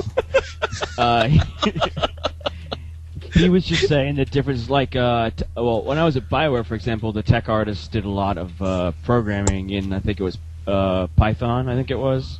I may be screwing this up completely, because I sat across from them, and I always used to hear them talking. But, You never chimed in. no, I never chimed in, no. I didn't, but generally, as for me, an effects artist, I've never touched code. I touched Kismet in Unreal, which is Unreal Script. For like Unreal, as a program should say, is Unreal Script for beginners. Hey, the new versions for the mobile, you can make a whole game in Kismet now. Oh, you that can? shit is I was checking out that it's Simply Gone, or whatever it is. Oh, their new Pretty feature, cool. the July Yeah. build, yeah. Yeah, or January build. Yeah, sorry, January. The month right now is January. My bad. I always say July build because I've worked in it so long. Actually, it's February now. Oh, Holy. it is. Oh, goodness. Oh shit, my rent is due. It's not February where I'm at. Because all you guys are in Austin. Yeah, we're in the Yes. future. Jesus yeah. Christ. Give it 9 minutes. We're in the future. Everything sucks. Kill yourself. What is it? Cinepolygon? I think, yeah, It's sort of like one thing that UDK or Unreal or Epic or whatever you want to say they do really well is there's third party. I'm going to say it again. Third party add-ons like middleware that they put in so well. Like they put in SpeedTree, now this, and all these other things. They just accept it because it's good, and they put it in there, and it's an awesome new tool. Yep. Something they very commonly do Yeah. every few months. Yeah, I like They accept how. Yeah, I like how they give tools to the community and like they're like, here you go, this is a new tool, check this out. Because really, what they're doing is when you play with that new tool and you go to another company, you're like, hey, I know how to use this tool, so I think we should get this tool. You know, for example, you know. Well, if you're versed in Dude, I what know is some of the too. best, most user friendly technology out there, then when you go somewhere that's they're working on something, or maybe they need advice on how to make something better. Like I've worked with artists before where a guy was like, "Hey, I got to program this little this whole program that has all the environment art in it for guys to browse through quickly." And it was basically just a proprietary program that just let us view the art. It was great. It was perfect for us. This particular project because it rendered it in the engine. Blah blah blah. Point is, having a knowledge of technology that's already the best, like the top tech, the user-friendly stuff. If you're a guy who says, look, if you're just an artist and you're not really tech savvy, having knowledge of, like, I'm kind of a, not like you're a dumb guy, but you're a guy's like, hey, I'm just a regular guy, how do I use this program? And you understand just by looking at it. If you could make any program that user-friendly, which I think something like Mudbox did, that people liked a lot, is like Mudbox came out and it was like, whoa, I can just make crap in this. See, that is like the textbook definition of a good user interface. One that is so good and so intuitive you don't notice yourself using it. You kind of have. I feel like I don't want to say the wrong word. It bridges like thought to action. Exactly. I don't want to say dumb, because like, hey, I'm just a regular guy. I know how to use this program just by looking at it. But really, what that means is, on the higher level, it's intuitive. You've designed it at such a high level that people look at it and understand what they're doing. I remember at CES, this lady just walking up to an Xbox monitor, just shaking her hands in front of it because she thought it was a Kinect, but it wasn't.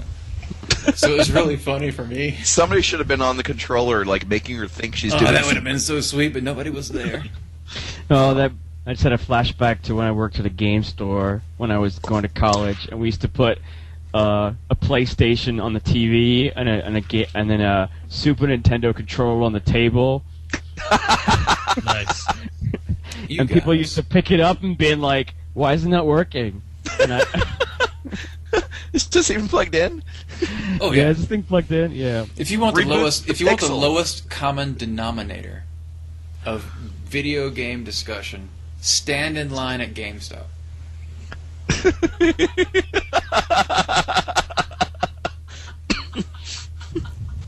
Am I getting a laugh from the background? Yeah. Did you just throw the laugh track out? Next to me. What's funny? What's My funny is girlfriend's there's next to me. Hi Meredith. What's funny is that She says hi. what's funny is that Hi. you go to the GameStop where King's Island BioWare is, and I walked because I got my collector's edition of Old Republic there, and I walked in. He's like, "Hey, you know BioWare's in the same area, right?" And I was like, "Oh, really?" And he's like, "Yeah, they're right over there. I've walked past their building several times." Oh, okay. And then he's like, "Yeah, did you know King's Isle's here too?" No shit. No, really? There's a big King's Isle banner on the banner, right? It says King's Isle right here, you know. So, yeah. Dude, that's so funny. I remember when I was living in Irvine, working Ready at Dawn, went to a GameStop once. This guy, like behind the counter, just sort of like, looking to the left, looking to the right, sort of leaned over, all cool. He's like, "Hey, you guys know that like guys from Blizzard come in here?"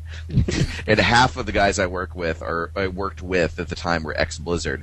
They're like, "Whoa, really? Cool. Wow, man." That's awesome.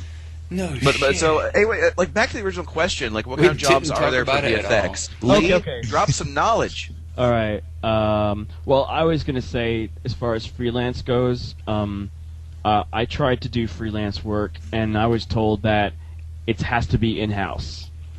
So It's hard. It's hard, right? And I remember seeing you tweet. Outsourcing VFX.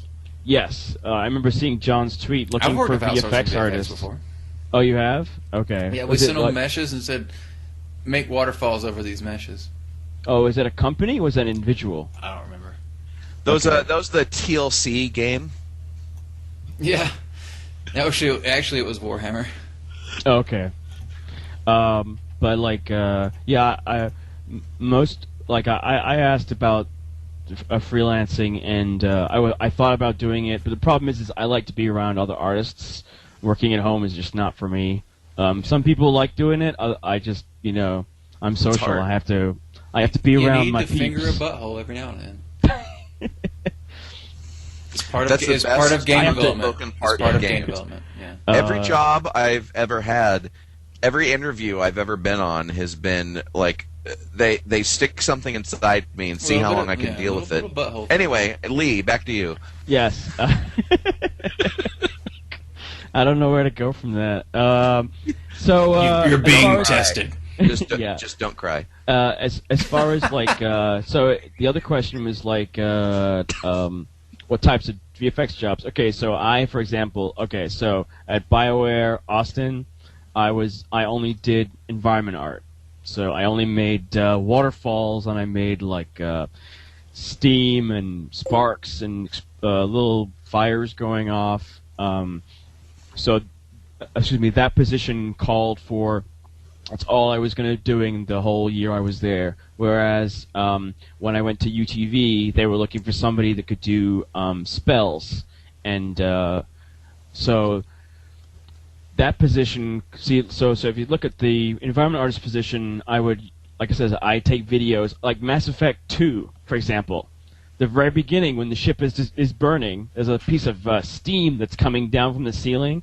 I stood there for 2 minutes and recorded the steam moving because I want to see what it looks like, and I tried to recreate that in the BioWare engine that I used. So something like Fraps is kind of a valuable tool. Well, it was on 360, so I used my camera. But yeah, having Fraps a camera is good, yeah. and Fraps definitely anything that can record animation. Yes, like I said, I recommend, or going on YouTube, and I found this YouTube Ripper that worked good for a little while, and now it's got tons of spam in it. But I used to grab stuff off of YouTube and then go into there's a free program called VirtuaDub, which is still it's an indie program, and I used to scrub through the timeline and collect the information, the good parts, essentially.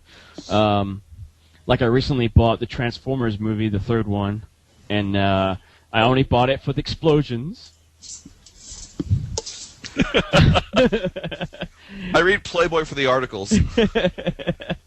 So I ripped that and I cut them up into pieces, and there's a cool explosion, I'll use that one. So yeah, I collect a lot of resources. Now, on UTV, when I was on Faction, I was doing player effects, and really all I did was I looked at other games. I installed Warhammer Online because I have it.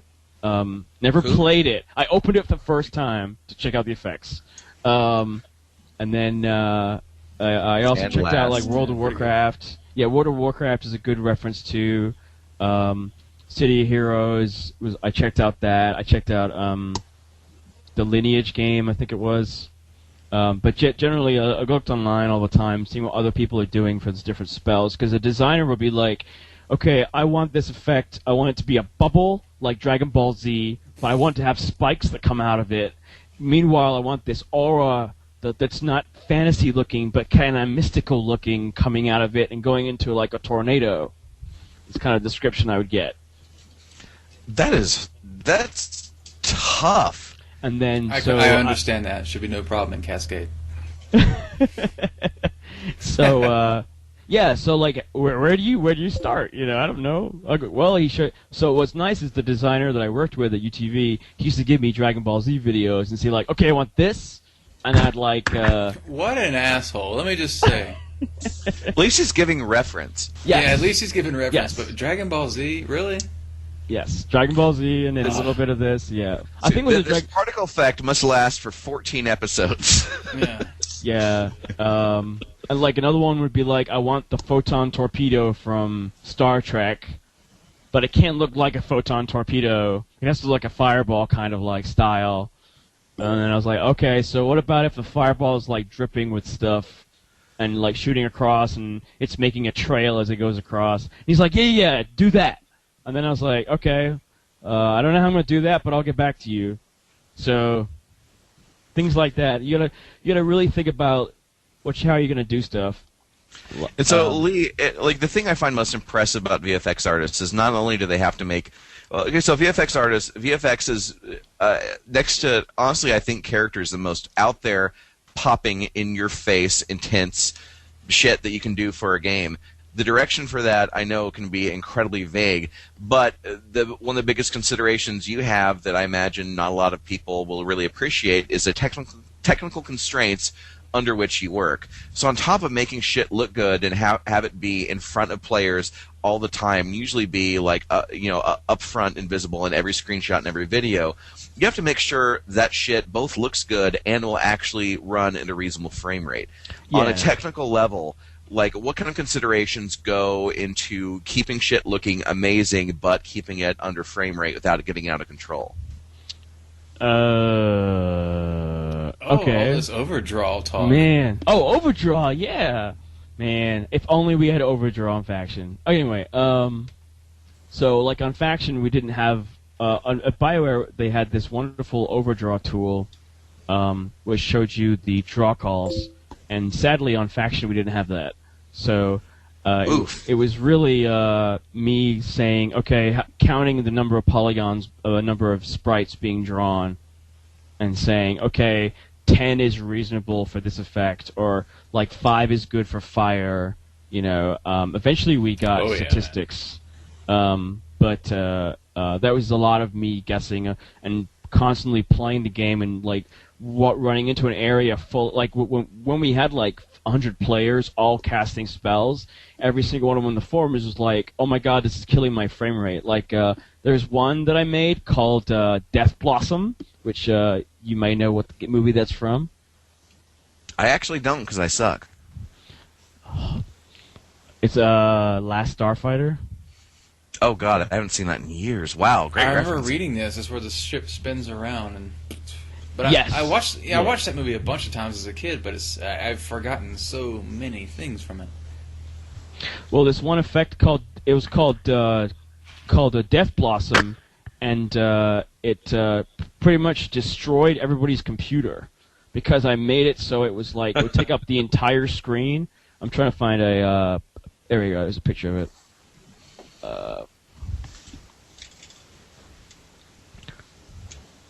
But yeah, it would like take up the entire screen and would slow everyone's computer down. And everyone's like, if you use Death Blossom at level 5 or whatever, powered up, then it lags the computer. And so it turns out that everything was spawning. So say this is the player, right? Let's say the players in 0-0. I'll say it for the MP3 play people like me. So players in 0-0. And like, say you go like 100 up, then that was the center point of when it started, and then it was shooting out in all directions, say like 1,000 grids away, and people were just complaining that they were just literally frame rate was dropping to a halt, and so that was one effect that I made where we really had to like test, like we pretty much got every single developer in the level and just like tested it. Everyone did Death Blossom at the same time.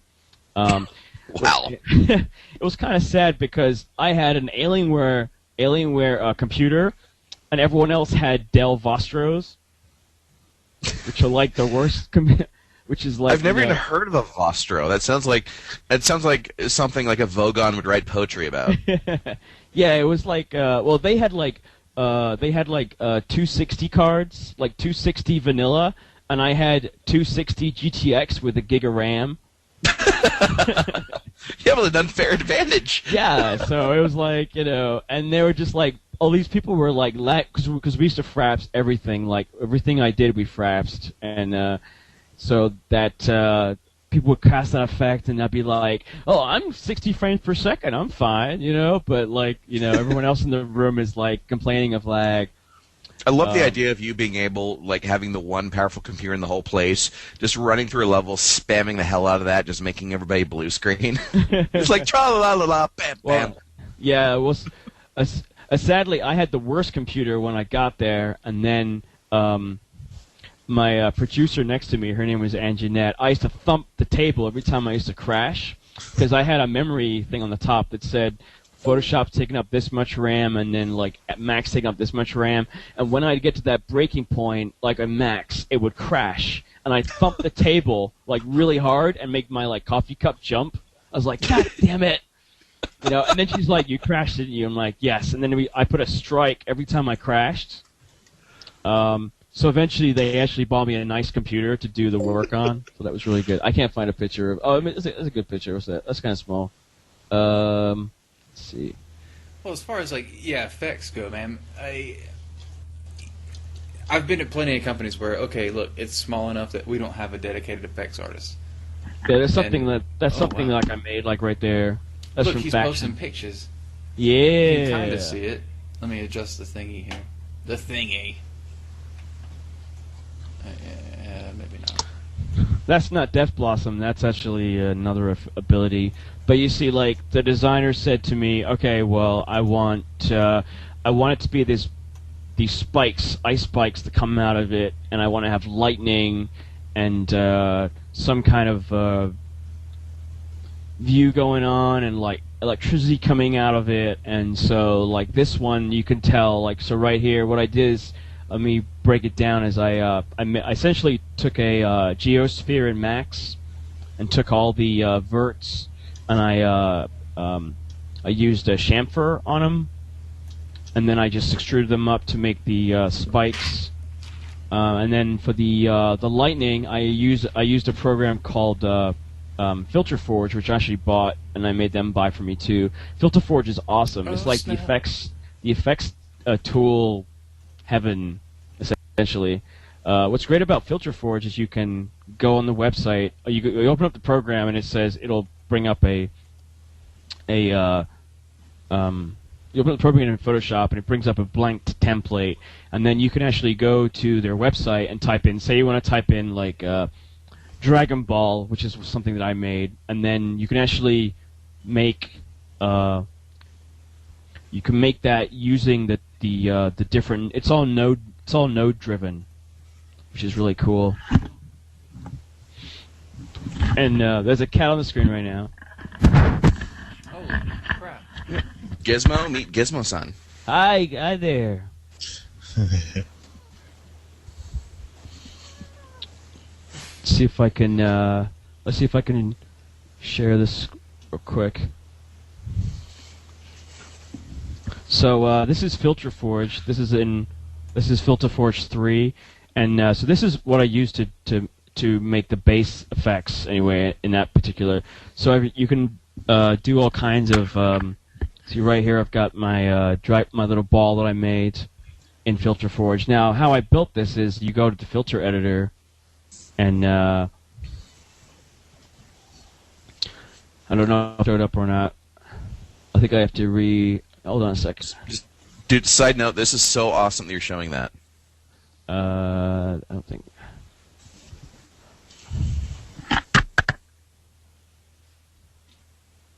I'm going to have to show desktop. Uh-oh. So, can you guys see this? Yes. Okay. Yeah.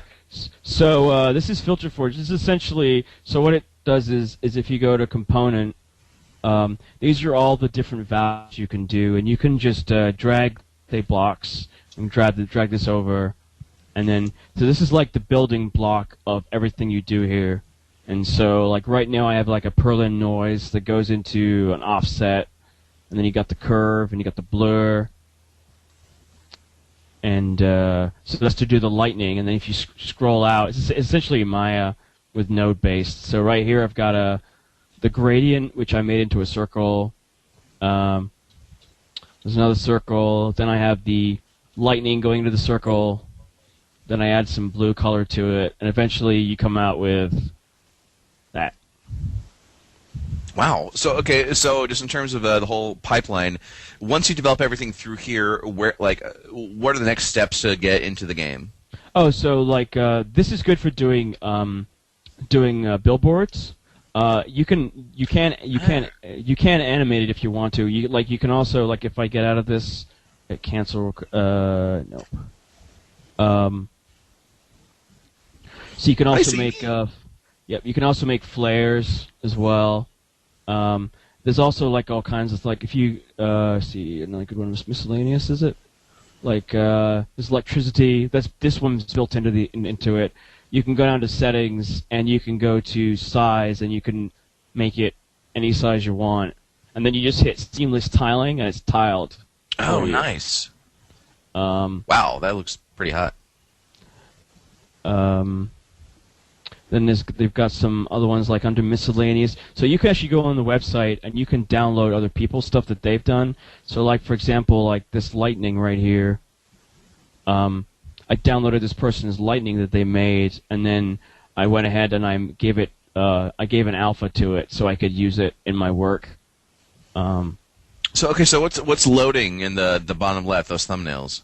Oh, those are the presets that somebody that you can make. So it'll randomly make a new preset. So you can choose which one you like. It'll randomly generate a new preset. So like this one would be like orange going across, orange lightning. And then all you do is you go down to the very bottom and you hit seamless tiling. And then you could bring this into. Let's see, there it goes. You could bring that into UDK, just that piece of lightning, and animate it over a length, for example. Okay, so when you say preset, it looks like it did some kind of just basic image filtering, like like adjusting the contrast or the brightness, and then doing a basic overlay over that. What's the difference between the different presets in that situation, and what do they do to your to the base effect that you have working? Is it are there like a bunch of different layers and post-processing effects that each one does? There's settings that the person that originally made it. I just kind of tweaked him a little bit, but you can change like the lightning color so we can make it blue, and then you like inner glow and like make it green. Wow. So these are all presets, and then if you like I said, I've made some of myself, but I also have taken some of what other people have made, because you could look at how other people made stuff. Is really interesting. So this is the first time I've heard of this app. Is this a pretty standard thing for VFX artists? No, I was looking around to make lightning, and when I was at BioWare, we used After Effects to make lightning. Oh.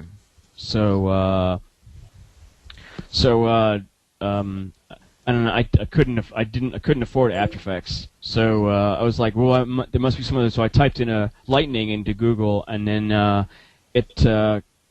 somebody was like, hey, this tool's really great. I've been using it to do some of my effects for this game, and it works really good. You should try it out. I highly recommend it. So I tried out the 30-day trial, and then within like 10 days I bought it. Because it was, and they have such good deals. They always have a deal going on. Like Filter Forge 3 just came out, so if you bought 2, and then you want to get 3, it was like $59 to upgrade. So it's really good to make your base textures, and then you can start applying more Photoshop stuff to them. Interesting. I'd never seen that tool before, or really seen that pipeline. VFX is one of the things I have the least experience with, and everything process-wise, and that goes into what you do on a day-to-day basis is really interesting to me. Yeah, so because from an art production direction standpoint, outsourcing VFX is incredibly difficult, and there are only a handful of studios that even do it. And I've never met a singular VFX contractor, because for the most part, with really good UI guys and really good VFX guys, most studios latch onto those people and never let them go. And they are never even on the market. If they ever leave their job, they already have another one already lined up. So these guys are like fucking unicorns. And well, KingsIsle is hiring an effects artist if anybody's looking. Hey, shameless promotion. Oh, sorry, Chris. Let's plug that. Let's plug that. They're hiring VFX artists. Kick ass. I wish I knew anyone that was free. We're also hiring a character artist. Yes, we are. Yes. Yeah, I heard some asshole left. Yeah. It was sad. It was sad. Yeah, Pat left today, and as he's walking out, he walked out with his Wacom tablet, and I came out with my arms open, thinking he's gonna give me his Wacom tablet, but sadly, the Wacom tablet did not reach my hands. He stole it. That's balls. I wish I could get one. I've been able to find it for 26 months and still don't No, have a Wacom tablet. I mean a Cintiq. Sorry, no Wacom tablet. Cintiq. Cintiq. Well, sorry, Cintiq. Sorry. That's an even more impressive Sorry. thing. Go, Patrick. No, it belongs to him, I think. Yeah. So. It does now. Yeah. All right, so what other VFX questions there are? Lee, this is just fucking awesome shit. You're dropping the knowledge. I'm loving this. that was the only one I saw. Unless Chris has more, I don't know. No, that's, Here, let me posted check it the up. We thread. pretty much hooked it up. Yeah. What do you got, John? I'm just yep, that was everything. Well, that's cool, But man. dude, Lee, that was kick-ass. You dropped the knowledge. You brought it. First time in the CrunchCast. You knocked it out of the fucking yeah. park. This dude. is awesome, though. You know, I'm gonna become. Glad you came on the show, man. Yeah, this is very fun. Oh yeah, but a lot of people don't know how easy it is. Just just talk Yep. about what you do. Compared to, there's like no effort in this. Yeah. You just have to sit here and browse the internet while other people talk. It's amazing. And you just let Have the you money seen the roll in. bullshit we're posting? Yeah. So what? I So, thought you were making art. I thought you were making art there, Jesse. What happened? Yeah. I was, and then I got distracted by that girl that I posted. I'll plug her website. So he's been masturbating. Oh, so Her name is Megan Marie. She's an awesome cosplayer. This girl's amazing. Like, so I guess you didn't find the YF-19 model, then I guess. No, I was looking at it. Busted. And Lee wins the show. Well, you guys here. Look, I'll plug her website. It's gonna be. You guys switched I to bet Gears you'll of War plug her 2. website. You guys, switched to Gears of War 2, and I started looking up Gears of War 2, and I saw her awesome freaking COG cosplay, and so that just. Oh my God! I just found Stupid Fool's YF-19. What? No way. Oh. Oh. I could find it in Google image search, but I No, can't find the actual model. somebody has the polycount download section. Yeah. Yeah, and then I clicked on it, like thinking it would work. Yeah. Yeah, and that's the only page I can find with that Yeah. thing. But yeah, no, this girl's got amazing cosplaying stuff. It's just badass. Yeah, that's pretty amazing. I typed in Shinju. Let me see if I can find them. Oh, I found Shinju. Oh, it's gone. Seriously? Oh, link it. It's gone. Wait. The file. Oh, I did. Yes. Oh my God. Link Don't you have that that stuff shit. backed up? By the way, side note, Quake 3 Arena came out just over 12 years ago. There she Yep. is, Shinju. Dude. File Planet. You guys remember downloading shit from ftp.cdrom.com? Yes, that was where all the files were back in the day. They had all the files. They're like the YouTube of files. Oh, Alpha Wolf is on here too. Andrew Gilmore. Actually, I have a running list of people that I just happen to randomly remember to just reach out and just contact and just hit them up and see what's going on. And actually, this like 2 or 3 days ago, I remembered Alpha Wolf. Yeah, he hangs out in IRC a lot. Still there. Really sweet. Yeah. Look, model design's still going. Oh yeah. Wow. I have not been. Man, I've been so disconnected from that shit for so long. Dude, like I met Andrew exactly once. I was going to hang out with some dudes at Ritual, and we went out to lunch, hung out. This is like after Derelict left, Yeah. I guess. So I think I may have been meeting with Bobo while he was there, but it's like a bunch of polycounters and whatnot hanging out, and I found out that like for like 3 or 4 dudes, Alpha Wolf showed up, kind of hung out a little bit, got all quiet and left, and found out he paid for lunch for all of us. It was just like super cool and just bailed. For some reason, that dude, having met him, every time I think of him and what he looks like, I think of Alan Moore. Yeah. I could see that. Alpha was cool. I always enjoyed talking with him when he was Dude, up at Ritual. He was a huge influence on me. Like, he was so positive, so encouraging. He was one of the first guys that like went to like full-time contract and really made that shit work. He has his own studio. Like he did a lot of cool shit, and he always did right by me. I have an infinite respect for that dude. I want to buy him a beer. Where is he now? I'll have to ask. Last time I saw him was probably about a month ago on IRC.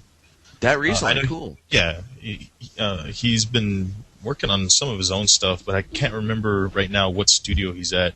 I know for a while there he was at I believe the Jack and Daxter studio for a while, but I can't remember. Naughty Dog?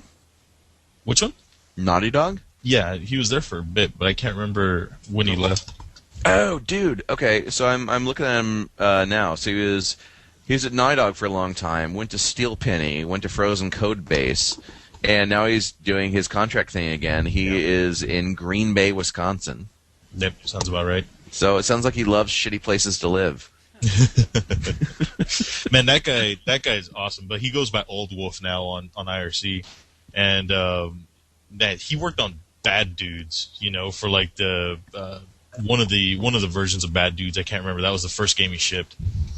I'm not familiar with that. Bad Dudes. It's an old school side-scrolling beat 'em up of the vein of Double Dragon. It's got one of the most infamous intro screens ever. Oh yeah. It's like, ninjas have kidnapped the president. Are you a bad enough dude to rescue him? That's what that he did. Oh my god. Yeah, he worked on one of the versions. Okay, if he Ninjas have kidnapped the president. just the hell with Jesus. This man is my new god. That is so cool. So that's why he goes by Old Wolf. Wow, that is so awesome. Are you a bat? I've seen that everywhere. I thought that was like some weird old Duke Nukem outtake. Yeah. Wow. I just had a flashback to Akari Warriors. Man, that name is familiar. the Car Wars is a top-down shooter from Tato? No. It's not Tainted. SNK. SNK, yep. That's it. Is that Yeah. SNK? Has the Wikipedias.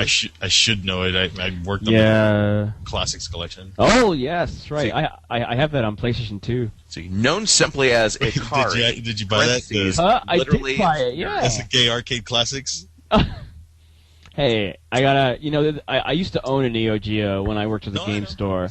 That's just awesome. I think you're the first person I know that actually owns it. I mean, I own it too, but I got it for free and it's whatever. But yeah, that was fun. I had set that whole thing up, the whole menu design and everything where there were supposed to be like 4 installments of it, but I guess I only made it past 1 or didn't even make it past Yeah. 1. Did you see the Neo Geo handheld they announced? Yeah, that thing's Yeah. awesome. Yeah, I would definitely get one of those. I want to. It comes with a SD card slot, so everyone's theorizing that they're just going to release games for it. Yeah. I mean, That is actually a thing that is going to happen. yeah, it's actually yeah. styled like an iPhone. It's really nice. Yeah, it's really nice. Yeah. Hemp. And if they put an SD card slot in there, then that's going to give the modders, hopefully free reign to mess around with it. That's awesome. Dude, I mean, okay, we've all been in the industry like fucking forever, like for a really long time. Does it just boggle your fucking mind sometimes how far shit has come Oh, yeah. in the time we've been around? I mean, Halo didn't exist right away. I remember people laughing at Halo like it was Duke Nukem Forever because it took fucking forever to come out, Oh, yeah. and they never thought it would happen. Halo 2 destroyed my controller when I got to the ending of that. Yeah. By that you mean you destroyed Halo 2 controller? There you go, Yeah. John. I linked you the Neo Geo portable. It's pretty slick looking. They took a lot of direct design cues from the iPhone. So how's the Nexus going there, Mr. Quiet? No, I was just letting you guys do your thing.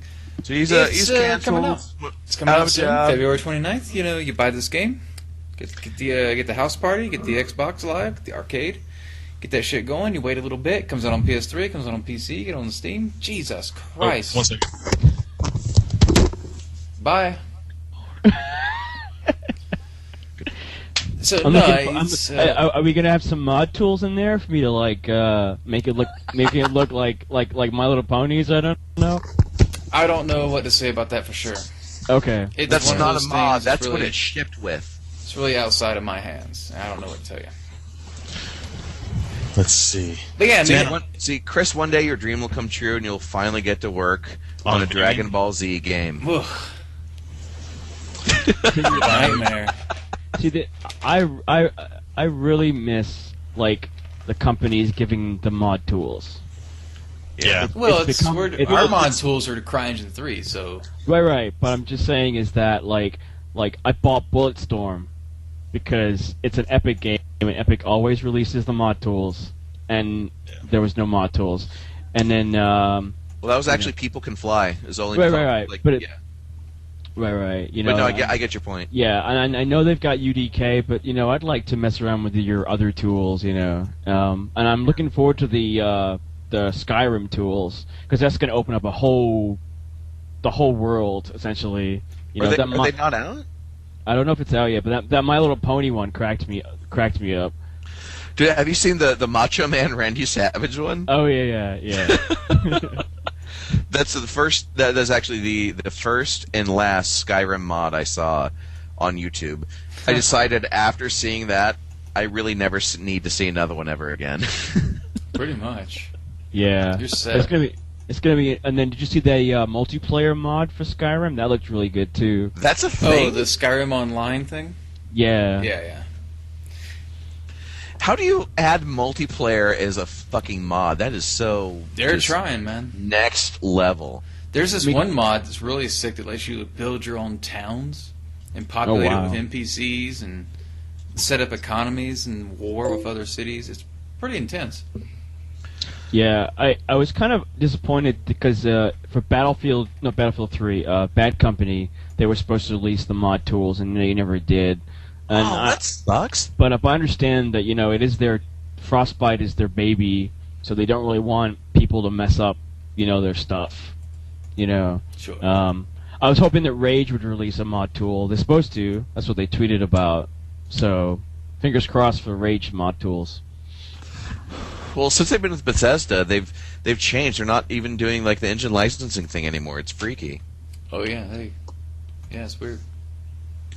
It's just I remember like a developer I know was working with I think with the original Quake engine.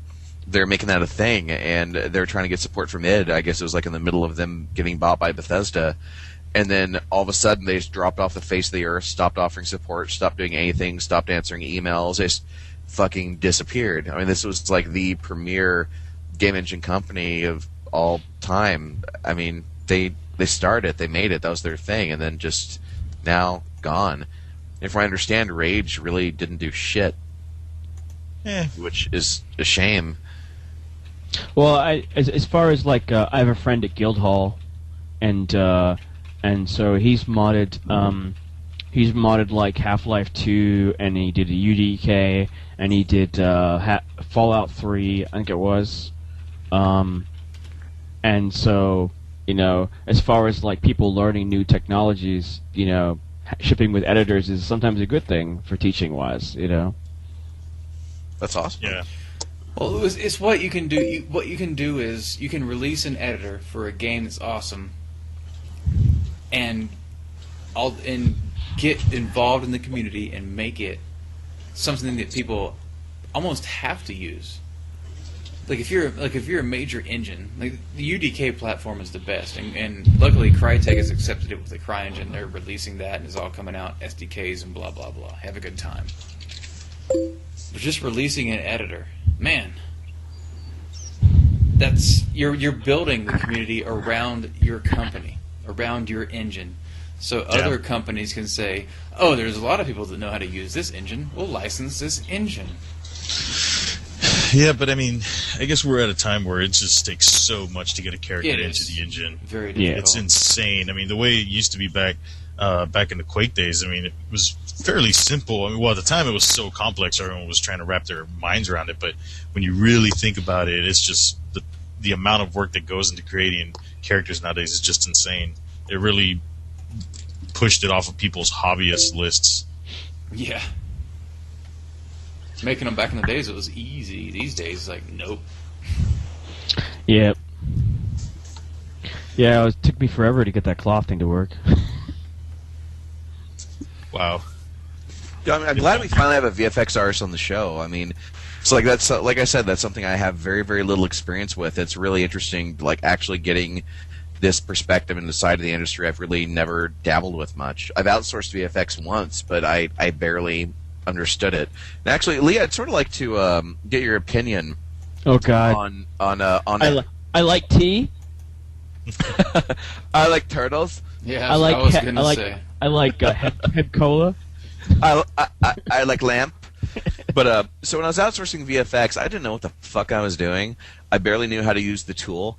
what I ended up doing is just recording a bunch of video tutorials with a voiceover, which it was a Korean artist, and I realize now that was a terrible idea because outsourcing studios past a certain scale have their own translation departments, which is actually kind of amazing. I mean, it makes sense. It's kind of smart, but if you're doing like voiceover work on a video, it's fucking useless.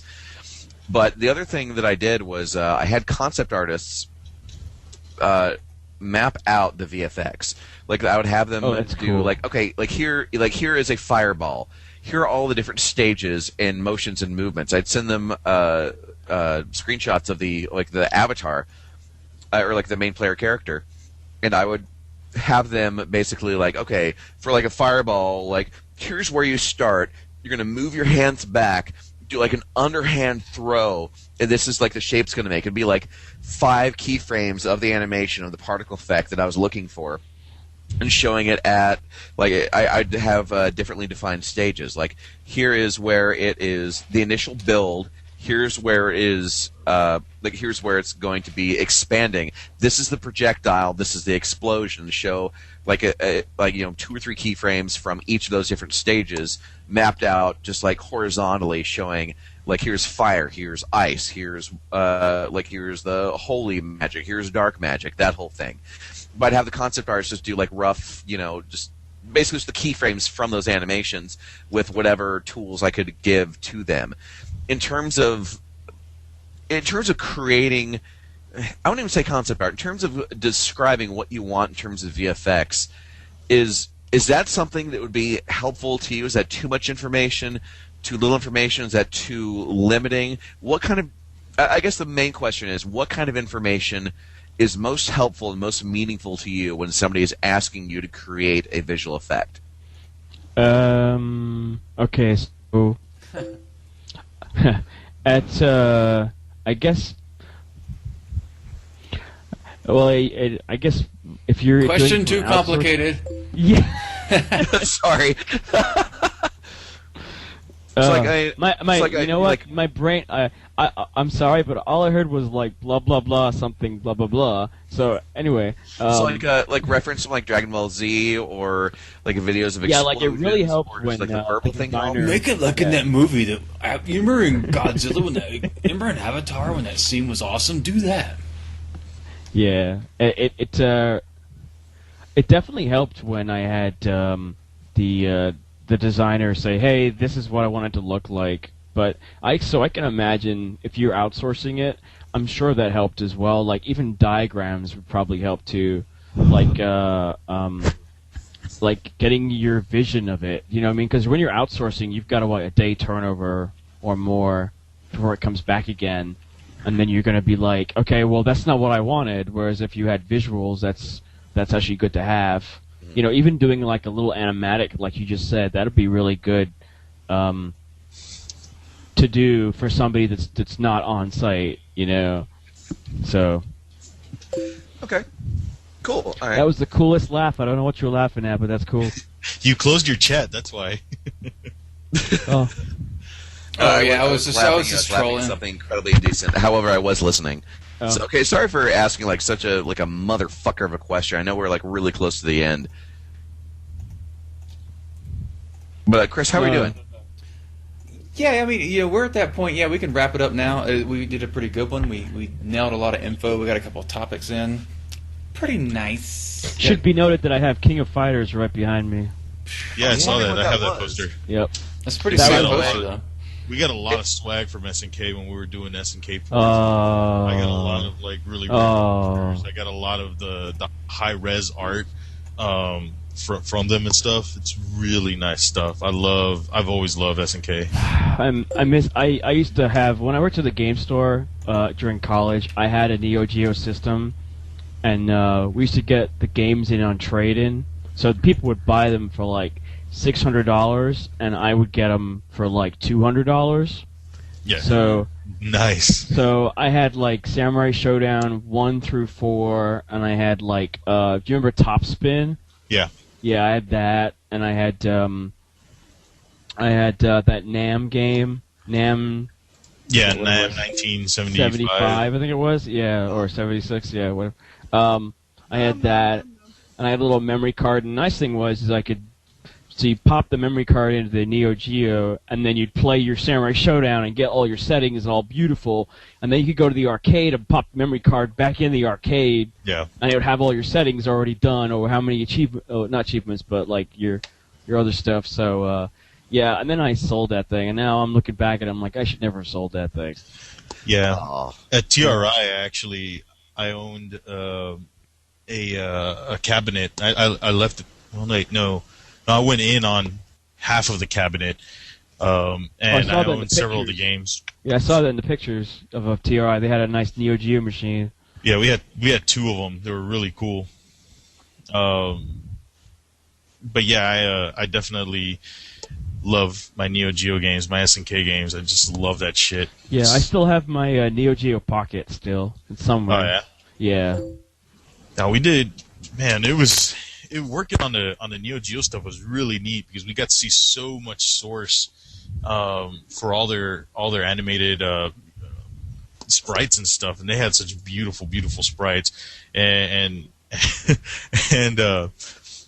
just seeing where they wanted to take some of the games and some of the IPs was very interesting, and I kind of wish we would have got the one Neo Geo project. I worked on a pitch for a 3D Neo Geo project that didn't get picked up, but it was a lot of fun. Just freaking love that stuff. Those guys are great.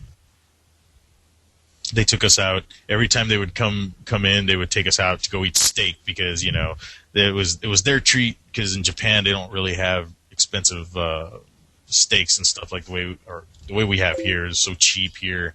But over there it's just stupid expensive. So they would always take us out to the best, finest restaurants possible. And nice steak. Yeah, there's always steak on them. Badass. Big American steak. American penis, so large. Japanese penis, so small. For what it's worth, that's a South Park reference. I'm not racist. Man.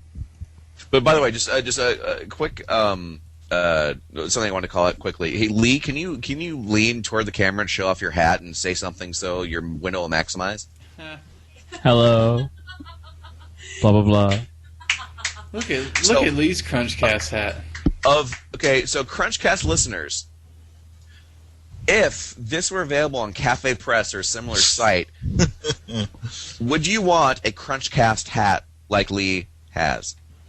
Absolutely. Let us know. I would buy 100 of them. No, seriously though, like CrunchCast listeners, would you buy a CrunchCast hat like Dude, that? and you know, Or anything. hey, you're supporting the creator right here. So by advertising, all you do is wear it on your head. Isn't like it's like you back of your T-shirt with like I don't know whatever's on the front of it, but Fucking A. Support the CrunchCast. All right. God damn it, Jesse. Okay. So yeah, that was CrunchCast episode 30. I'm Chris Holden. Be sure to go to thecrunchstudios.com. You can check us out on YouTube. We got the Vimeos, we got the Polycount thread, and all that crap. Thank you to Lee for joining us. I'm gonna watch myself tomorrow. This is gonna be awesome. Oh yeah, for Be joining sitting us at the work first being time. Yeah, it'd be like weird watching myself. You're weird yourself. Jesse outside and of John sex for being videos. there, helping us out in their usual demeanor. Yeah. Yeah. I have to admit, I do like Jesse's like all black and just the head. The I think. floating, scary We should do head. that. Yeah. The I think whole- everybody needs to do that next time. The whole, and we can all, Yeah. You're like Like a Queen. Mexican. You're like a Mexican Chris Angel. Wow, that is true. Well, hey, thanks everybody for checking us out, and keep watching us into the future until episode 100, and then 1,000, and then $1 million for all So of the us. 40th CrunchCast, we should do like